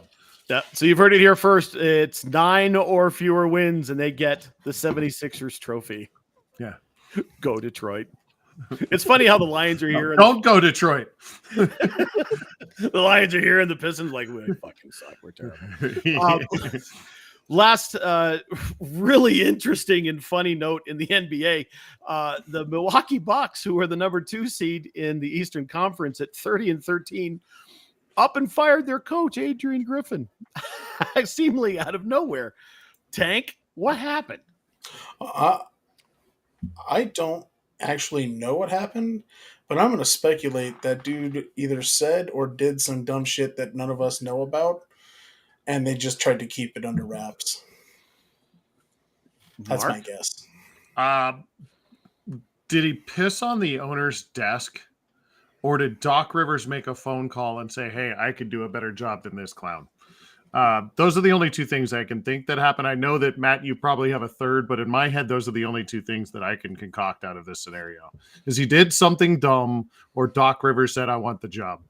Michaela, if you have something to add, you can. If not, just shake your head, because I know. If we're suggesting bad things that guys can do, what if his name was on the list? Oh, the list. Jesus. His name could have been on the list. What if it was on the list? The list. Here's what I think happened. And it hasn't happened a whole lot recently, but we all know the NBA is a players' league. And I think that Griffin lost the locker room, and Giannis and Dame both said, "This is fucking stupid. Get this guy the fuck out of here." I think they pulled a player power move and got rid of him. Do you think he threatened to get rid of the other Giannis? Or the other Antetokounmpo brother? I don't think that's necessarily his call. He's a first-year head coach. I don't think he's got that kind of power with the GM there. The guy's been coaching for 4 months. Yeah, it's literally the shortest. It's the shortest head coaching stint in the history of the NBA. He was fired with a 750 or whatever winning percentage, and they fucking That's whacked him. literally like that's like a hockey coach. Like hockey teams go through coaches Hockey does that shit all the time. Yeah. I think Mark might have accidentally wandered onto something, because the rumor mill is that Doc was helping Griffin from the sidelines. Apparently they were in contact, and he was kind of helping this guy adjust to. So this is a Pat Riley thing. It might be a Doc Rivers made a call and said, "You know what? Since I'm doing the work anyway." That's the dumbest thing I've ever heard. Yeah, Doc and I don't know Rivers how he only would have won been able one to- champion. Why would you? Right. Pat Riley and Doc Rivers are not the same. Doc Rivers won 1 championship, and he had 4 Hall of Famers on that team. He didn't win Also that championship because he was good. He won that champ and then did miserable things with like 8 other Hall of Famers on other teams. He's not a good coach. No. Apparently but they- I could see something like that happening. That's why I suggested it. Yeah, I don't know how much time he actually could have spent helping him, because he was busy doing games, right? And he's not real fun to listen to, but he's on just about every other night. Awful listen to. Well, apparently Griffin mentioned it at some point that he was getting advice. Okay. I mean, that could be a other- couple phone calls here and there, right? Yeah, but I wonder if one of those phone calls turned into, a call to the Bucks You know what? management. Fuck it, I'll do it better. Yeah, I'll fucking do it. Get out of the way. It's such I a think- weird move and such a weird Yeah. place of the season with a team that's doing really well. Something was a else re- was going on. There was a report that the problems in the locker room started after they lost in the in-season tournament when he got the guys together. I know. When he got the guys together after they lost and said, sacrifices are going to have to be made. And they all looked at each other like, See, I what the fuck is told this you guy they tried to fucking threaten talking the about? other Antetokounmpo. The only thing he can do is not play him. And guess what? He doesn't play. No, he doesn't, and No, for he good doesn't. reason, because he can't Right, shoot Because worth the he's shit. not good. Yeah, Just a big body, and he's just Giannis's brother. But Yeah, he's I just think Giannis's honestly, brother. it's just as simple as a player power move. This is all this was, just to get rid of him. And good, get Doc because that'll work out great. You know what's great about Doc Rivers is he's Nothing. not interesting to listen to on a broadcast, but post game in the postseason, his post game interviews are a fucking amazing because he'll say some stupid shit and he doesn't have a voice to do it. So he sounds like he's about 300 years old and he's just like, "You'll tell you about this." And he says the stupidest shit because he knows he can't be understood anyways. It's great. I can't wait for postseason Doc Rivers.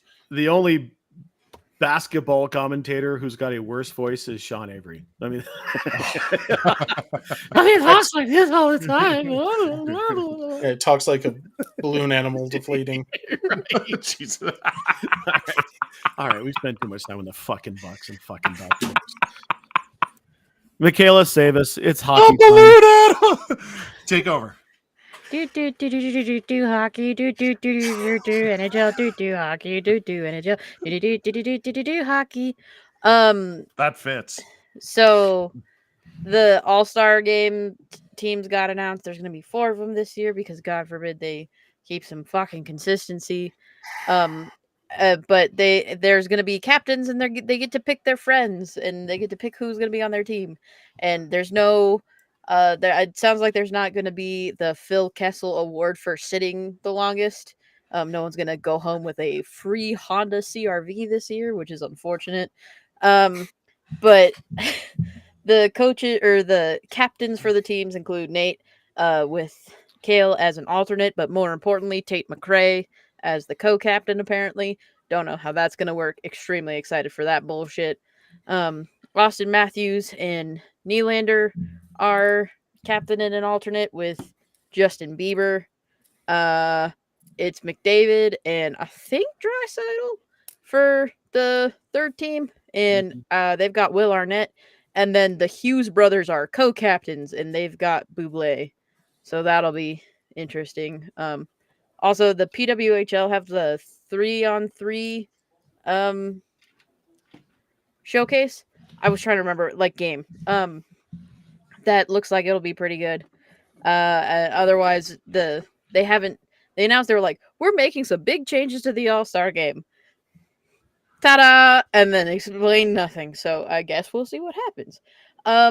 Corey like Perry. Tate McRae be a co-captain. Yeah, like having Tate McRae be a co-captain. Or Michael Bublé.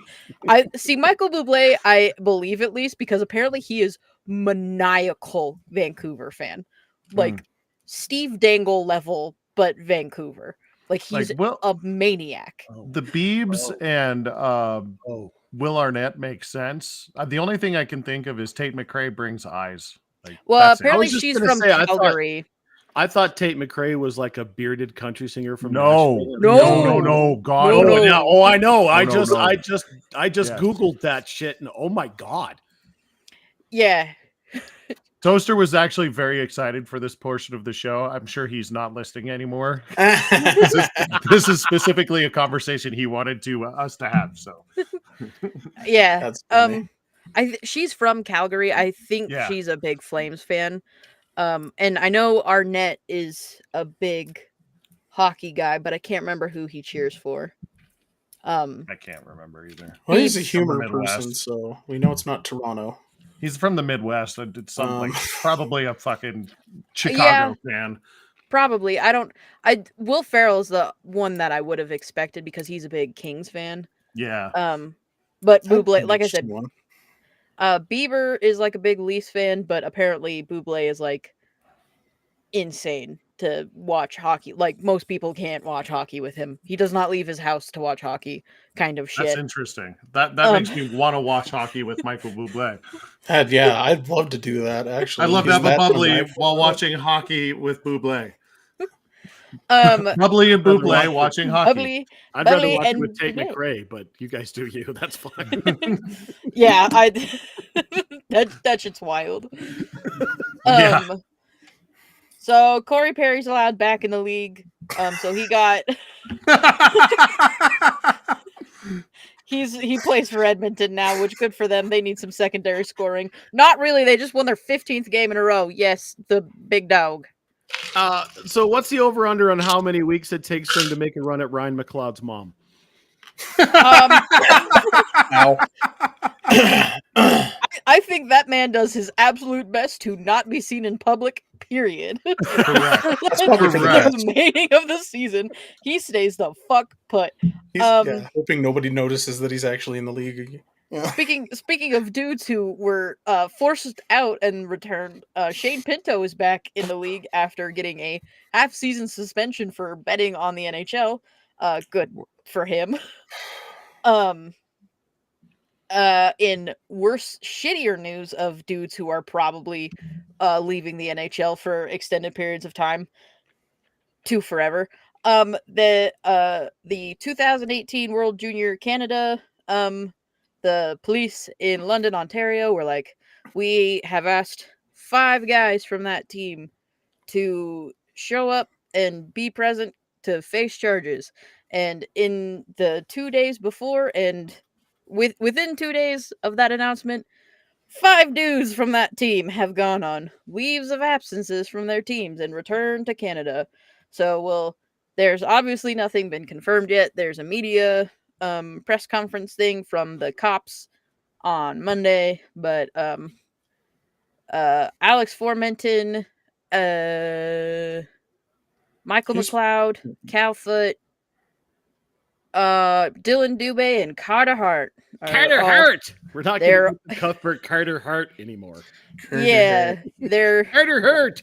the picture that I saw was that that joke picture of Adam Silver saying "Get ready to learn Chinese, buddy," except it had a Photoshop of Gary Bettman's face and said "Get ready to learn prisonese."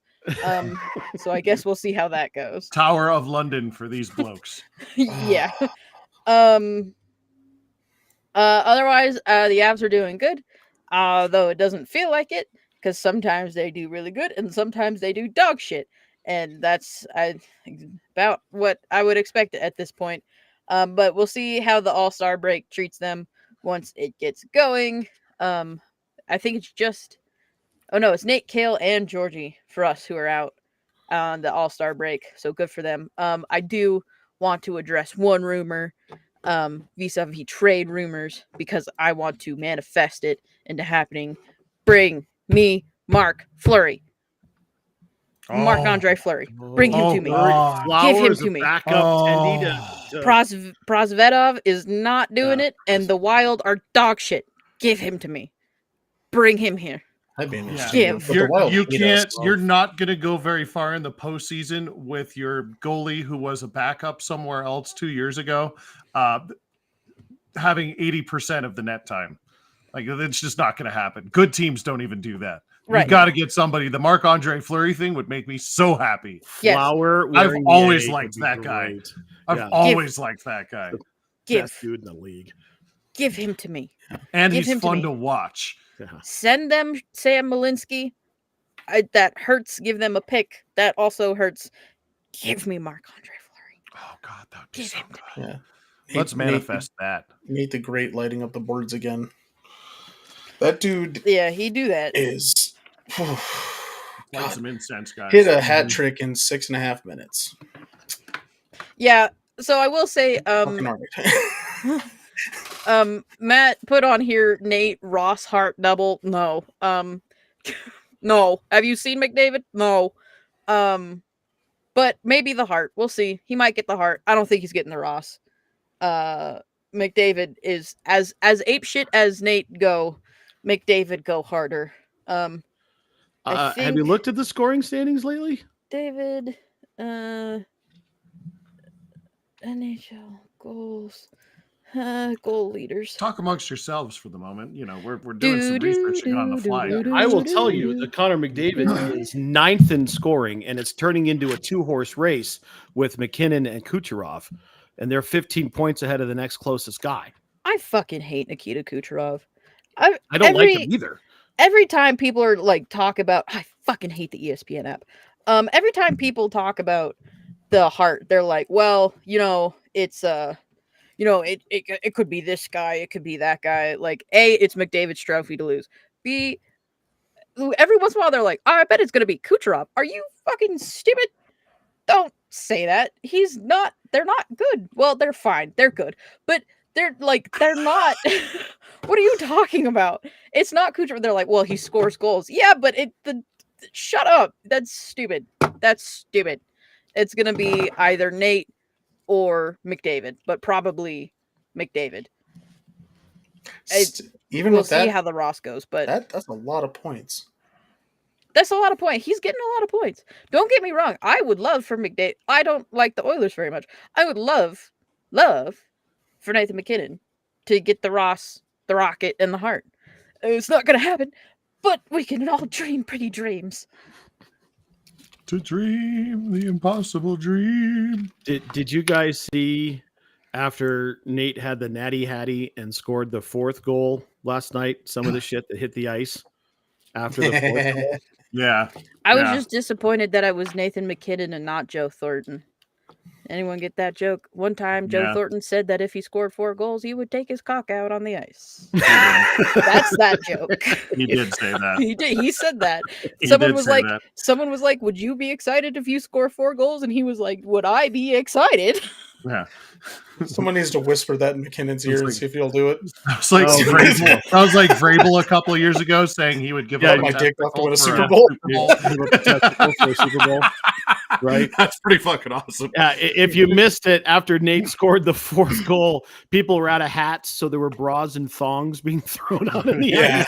And there is a report. Actually. There is a report that, and I think it was OC that said it on the radio, that for at least a few seconds, one of the bras was hanging in Nate's locker room, or in his locker in the locker room. Fantastic. We don't know what happened to the thong, but one of the bras was for sure. I just want to know how she pulled it off. Like, it's cold. I must have been wearing a skirt. Yeah, I was like, that's some ninja shit right there. Listen, man, front clasps, you can get that bitch off in a hurry. I'm talking about the thong. I'm not worried about the bra. I've seen that's a skirt. That's a yeah. skirt issue. Yeah. Only problem is pretty easy in a dress or a skirt. Leave that snail trail on the fucking seat for someone else. I don't know if you're wearing a dress. Jesus Christ. Okay, let's move on. No. That was a very Mark-esque thing of you to say. Yeah, it was. that was God, way more of my brand. Holy shit. That's the kind of shit that Michaela used to have to save me from on the podcast all the time by cutting it. Yeah, that one's getting cut. We're absolutely cutting that. That's getting a Wilhelm scream and an emotional damage. I'll tell you that. Real quick before we move on from things, we need to talk. We were talking about Frank's hot takes last night. Michaela, Frank wants to steal goalie hugs from me. He wants one of Boston's goalies on the Avalanche. I do. Neither of them are moving. I know. Exactly. But I still want He wants to steal goalie hugs from me. That's because fuck Boston and everything they stand for. Correct. But goalie hugs. Correct. Fuck it. No. He can hug fucking Georgie. I don't care. No, Okay? it doesn't happen. No. He doesn't. They don't hug other goalies. I don't know if you've ever seen when one of them are hurt. It's the most depressing shit in the world. They do this like self-hug thing. Yeah, and then they do fucking the sulk. headbutt, and they go. Yeah, and then they sulk to the locker room. It's depressing. They are so codependent. Sad. It is so sad. God save those guys, though. Oh God, they are the reason why. It is not that. It is not. No, it is. Goaltending has been good. All right, Mark. Fuck Yeah. Boston. We have baseball news, Yes, we do. and we all do. of Rocky Land can finally celebrate. Yes. Yes. Take it another away. The Rockies have somebody going to the Hall of Fame. Ladies and gentlemen, Todd Helton is going to the Hall of Fame. We have one. This is number 2. Hold on a second. Just stomp all over it. Now I don't even want to do the bit anymore. Jeez. Good, Okay. because you carrying You're your a Red mic Sox sounds fan like anyway. dog shit. Put it down. Put it down. Todd Helton has made it to the Hall of Fame. 2 other gentlemen have as well. Joe Mauer, who deserves it. I've always loved Joe Mauer, and Beltre as well. Fucking love Beltre. Adrian actually. Beltre. He deserves to be in, so it's fine. But the big news is the Todd father, somebody who was a college roommate of another recent Denver sports legend, Peyton Manning. Those 2 guys played on the same college football team. He finally gets his due in the Hall of Fame. He is the best Rocky. He is the quintessential Rocky. When I think of the Rockies, I think of Todd Helton, Vinny Castilla. Those are the 2 guys I think of. There's a million others. Maybe, I don't know, but that's the guy. Sure, but Todd Helton. I have waited on Todd Helton before. He's an awesome dude. He is just a regular guy. And so good for him. I'm so excited for him. Mauer deserves it too. Mauer's a great guy, and he was a hell of a catcher for the Minnesota Twins for 135 years. So he deserves it. But Todd Helton, this is all about Todd. And they only put 3 names on the ballot. So these guys all get a big stage for a longer period of time. Like you said, who gives a fuck about Beltre? But he was going to get in no matter what. Oh, I like Beltre. So these 2 guys get a stage, and I love it. It's great for baseball. What was not great for baseball is the fact that they were doing live broadcasting from Cooperstown, New York this week. It's cold and snowy in Cooperstown, in New York in general, and they kept doing live broadcasts from outside. And so you just see these 2 figures talking in front of snow on Major League Baseball Network all week this week. It's been awful television. I think it's an awful way to produce that broadcast. But Todd Helton, welcome to the Hall of Fame, buddy. Can't promise I'll say anything else positive about the Rockies, but good for Todd Helton.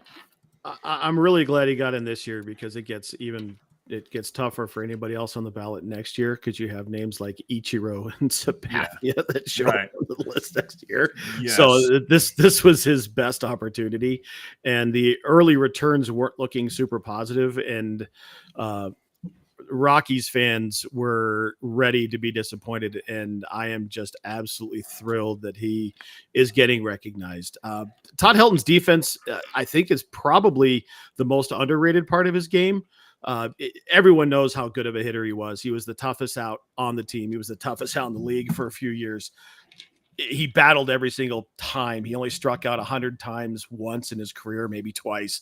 But his defense and the way he was able to pick anything off the ground that was thrown to him across the diamond was just out of this world. Awesome for Rockies fans. I know that everyone's thrilled. I am for him for sure. I loved watching him play. Tank, do you have anything you want to say about it? Oh, nothing you haven't already said. That dude was the only positive light for a while in Colorado, and I'm glad that he finally gets his roses. He deserves it. 100%. I think one of the reasons why his defense gets just a little bit, detracted is first basemen in general don't usually have great defensive numbers. Again, Joe Mauer, when he was unable to play catcher towards the end of his career, played a lot of first base, and you saw he was actually a lot more athletic than he let on. So it's not a place that most of these guys shine defensively, but Todd Helton, you're right. The throws to third, some of the off angle catches he's made. There hasn't been a rock like that really on this team, or really in baseball. There's not really somebody that you're just not going to get an error, from your first baseman. So yeah, good for him. Good for him. All right. Anything else about baseball? No, I want to hear what Michaela's opinion is, because she's a giant Todd Helton fan. I like Todd Helton a lot, and I'm so happy for him, and I hope for his plaque in the Hall of Fame, they use that picture from 2007 with him with his arms up. Mm-hmm. But I hope on the alternate plaque they use his mugshot. Yeah, let's all remember that he is just a regular dude. He got busted after drinking a couple of fucking bottles of red wine out of red Solo cups, trying to go get some chewing some scratchers from the local gas station up in Thornton, Colorado. Yeah, Baby, a little that guy is drunk a public charge. Yep. fucking Mhm. hero. He's, didn't hurt anybody, you know. Right. Backed into a gas pump, but that was about it. Just good for him. Good for Todd Helton. Yeah. And that's the only trouble he got into. That's Right. hard to do in this town, being in this town in the public eye for that long and only have that one bout. That's pretty impressive. Yep, absolutely. I will say one more thing. Everyone remembers the slide, right? The holiday against the Padres. Todd Still Helton hasn't hit the touched ball. home plate. Yeah, I know. It doesn't matter. Todd Helton hit the ball that started the Right. play. So he was involved in every bit of Rocky's history that he was Yeah. a part of. So He was congratulations. necessary for that team to get to where they were. Yep. All right. Before we move on to DOTW, news in the streaming world here, fellas. The WWE, for the first time in, it seems like 20 years, and it might very well be, is pulling Raw off of USA. And they are going to go to Netflix on a live stream for $5 billion a year. Michaela, react. This was stupid. Also the timing was pretty whack because a big story dropped about Vince McMahon's sexual assault charges Oh yeah. and implicating Brock Lesnar. So that's it was convenient. I think it's stupid. I think this might be one of the things that kills WWE besides AEW being bomb. But I don't know. I guess we'll see what happens. I think Jank, it's I know you dumb. have some thoughts. $5 billion gets you a lot of freedom. Yeah, I think last time they were off USA, they were on TNN at some point. Yeah, it was TNN and Spike. And then, so yeah, besides that, literally since Raw has started, they've been on USA, and then they were on TNN, and then went back to USA. And that's like 20 something years. God, like 22 years, something like that. So, I mean, money talks, and a Netflix deal like that. The USA Network got them a lot of attention for a long time, but weirdly enough, I actually think the Netflix deal might work for their viewership, because a lot of their stuff, got buried on cable, unfortunately. And I think just on a lark, there might be a decent amount of people that might watch Raw on Netflix, because, I mean, Netflix customer base is gigantic, so I think this actually helps both of them. Mm-hmm. Mark? I'm with Michaela. They're burying a lead here. Some really bad stuff going on in the background. Yeah, it's interesting. It's not on an NBC Universal platform for the first time in its history. It's also interesting that, the WWE has its own streaming platform, but they don't use it for their two main broadcasts. I find that very interesting. It's because people are still buying those broadcasts. So there's obviously a market for it. So I guess good for them. It'll be interesting to see what live TV looks like on Netflix, because they don't do that much. True. Right. I mean, 260 million subscribers at $10 a pop on the low side for all of them. They're going to make that money up in less than a month. So, to be fair, they are $14 billion in the hole. Right. They always are, Mhm. weirdly enough. So why not be $19 billion in the hole and have John Cena and Rey Mysterio? I don't think either of them are active currently. Rey Mysterio is most certainly active, He sir. is definitely active. He is injured right now, so no, he's not. Well, he's on the roster. It's not Yeah, like but- he's not on the roster. Okay, sorry. So is John Cena. Exactly. And he's been there, 3 times in the last year? Yeah, I mean it's the WWE. What do you expect? All right. Oh no, they'll make their money. All right. Speaking of money, Tank, I know you put this on the agenda. Oh, yeah. Looks like there was some news about The Rock. Yeah, in addition to the Netflix deal, and seemingly it's part of the discussion that led to that, Dwayne Johnson has been added to the TKO board, which TKO is the owner of UFC and WWE. So that's an interesting little move that happened. And also part of his addition to the board is that he gained full royalties over the nickname The Rock, which was a $490,000 check apparently to start out. So I there you just go. scrolled all the way down. Is that supposed to be Gowron? I've been waiting. Oh my god. I just saw it. I Oh, drew that's that. Apparently I was fantastic. the first one. I drew that an hour and a half ago. And I agree with you guys. All the positive stuff I think is kind of covering for all the negative stuff that came out in the last couple days. And they were probably trying to bury that lead a little bit when that's all this One, stuff happened.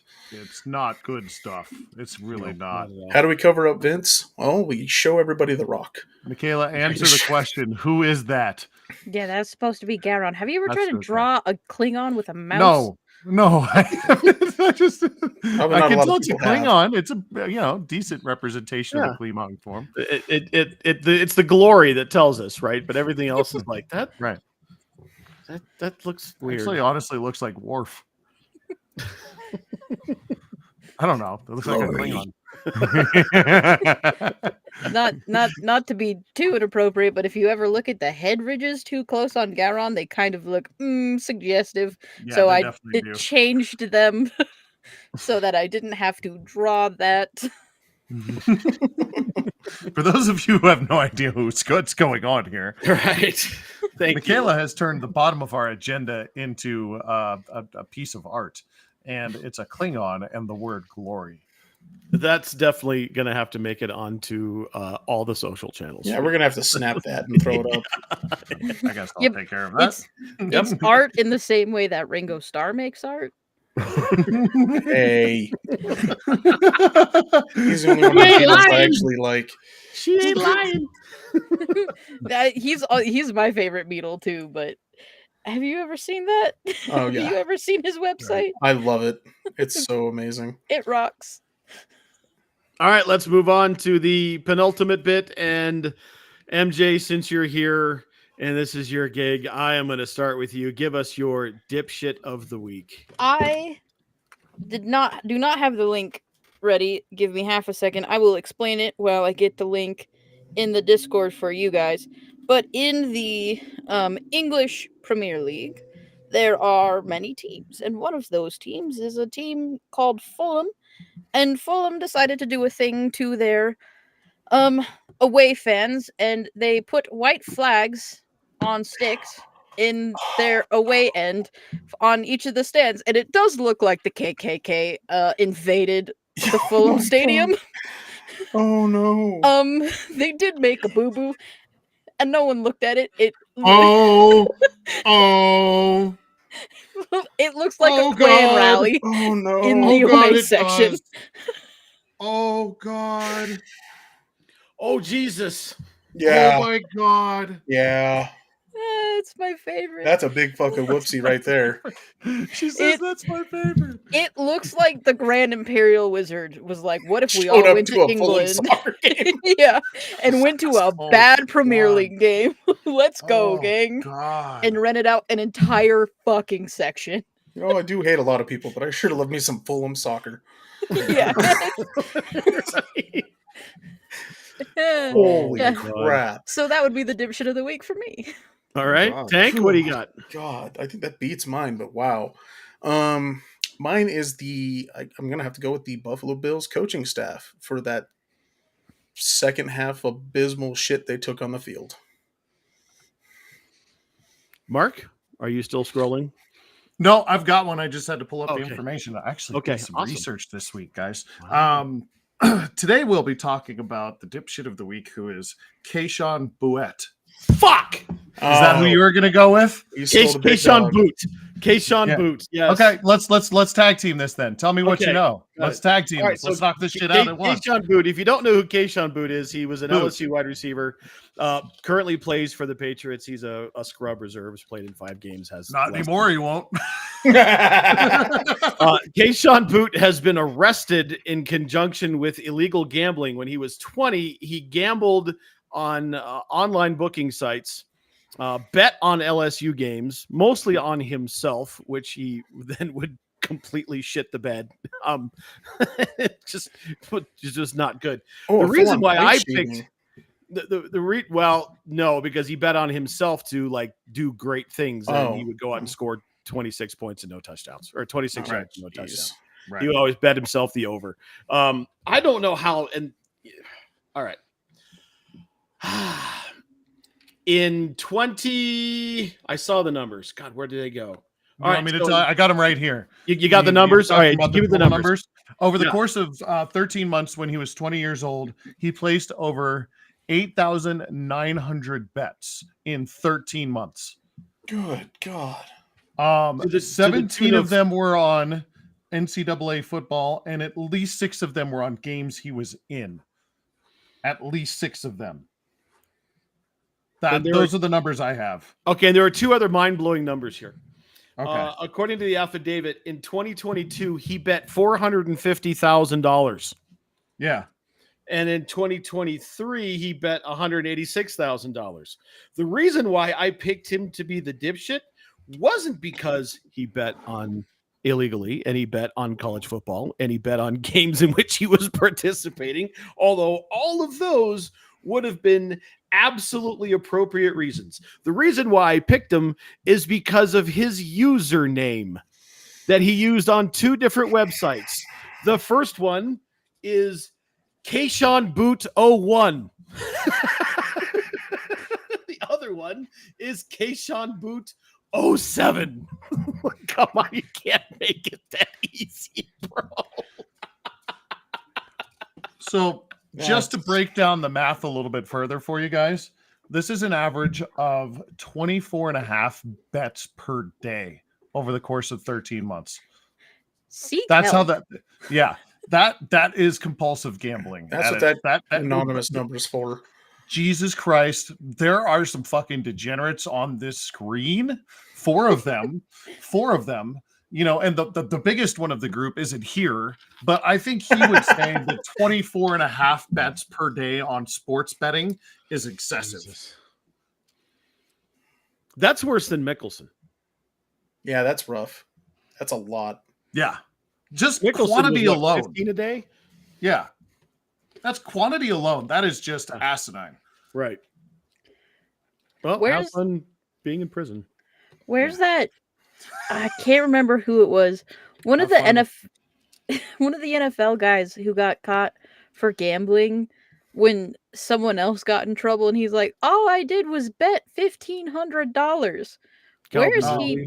Yeah, where's he now? Tweeting out, "All I did was bet $1,500." Yeah, but he's not getting suspended; he's getting arrested. So. Yeah.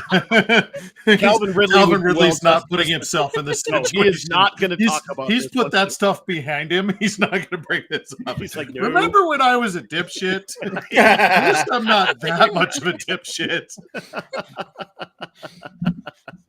Oh, great minds think alike. Well done, Mark. Yes. See you later. That is fantastic. Oh, God. Fucking dummy. All right. We are 2 hours in. It's time to fucking shut this shit show down. Final thoughts, pimp the things. MJ, we'll start with you. What do you got?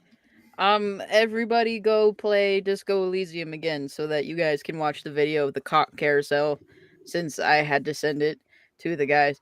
But they talk about a cock carousel in that game, guys. It's play Disco Elysium. Tank? Similar note, go play Pal Worlds so you can engage in some legal human trafficking if you feel like it. What platform is that on? All. All of Yeah, I them. think it's on everything? everything. Maybe not Nintendo, but Right. it's Since they're definitely on actively- PlayStation, Xbox, and Steam. It's the highest selling game on Steam currently. Could you imagine Wow. a circle of middle schoolers on their Switches playing Pal World at lunch? Yeah. I will say this is off topic. I'm gonna run us off topic for a minute, but the Pokemon company put out a statement today, and they were like, "Yeah, we're looking into it. Don't worry." And it was like, "Oh no." They've already attempted to sue them twice, and it got kicked out both Mm-hmm. times. Where they are making hay is they're suing the modders because there's modders out Yeah, there. they're getting them Yeah. Yeah. hard. Yeah. Besides that, join us next week for coverage over the championship round and whatever goofy ass things happen in football. There's Potentially, 2 more coaches. some more head coaches Mhm. probably getting hired. I would assume that's going to happen sometime in the next week. Catch me on all the socials with Tank Knox or Knox Nostalgic Collectibles. Mark? I thought I saw another coaching news thing today, but I can't find it now. So never mind. You want me to Yeah. scroll Schefter while you're talking? No, I'm good. I can't find it. I'm not going to spend that much time. Okay. Yeah, I'm good. Yeah, love you guys. That's it. Take care of yourselves. You, buddy. All right. Well, make sure you check us out on all of our social channels. You can find My Brother's an Idiot just about everywhere on any podcast platform, plus YouTube. Also, you can find us on Facebook. Just search that name, find the black logo. We'll let you in. Mark's Twitch, Twitter, and TikTok are at Poffletime. You can find me on Twitch and Twitter at Poffleopagus, and my TikTok is at King Goon Smoke. Most recently, you get Snoring Rocky, the smoking buddy himself, sleeping away, having a good time being a sleepy little puppy. It's fun. That is fun. Right. For the absent Muti, we love you, Muti. Muty. For Tank, Mark, and MJ, this has been My Brother's an Idiot. Make sure you take care of yourselves, take care of your families, take care of each other. That's how you say it, you guys. Make sure you get to take care of your families in there. Because you missed that last week. Just saying. This has been My Brother's an Idiot. We'll catch you next time. See ya. Bruh.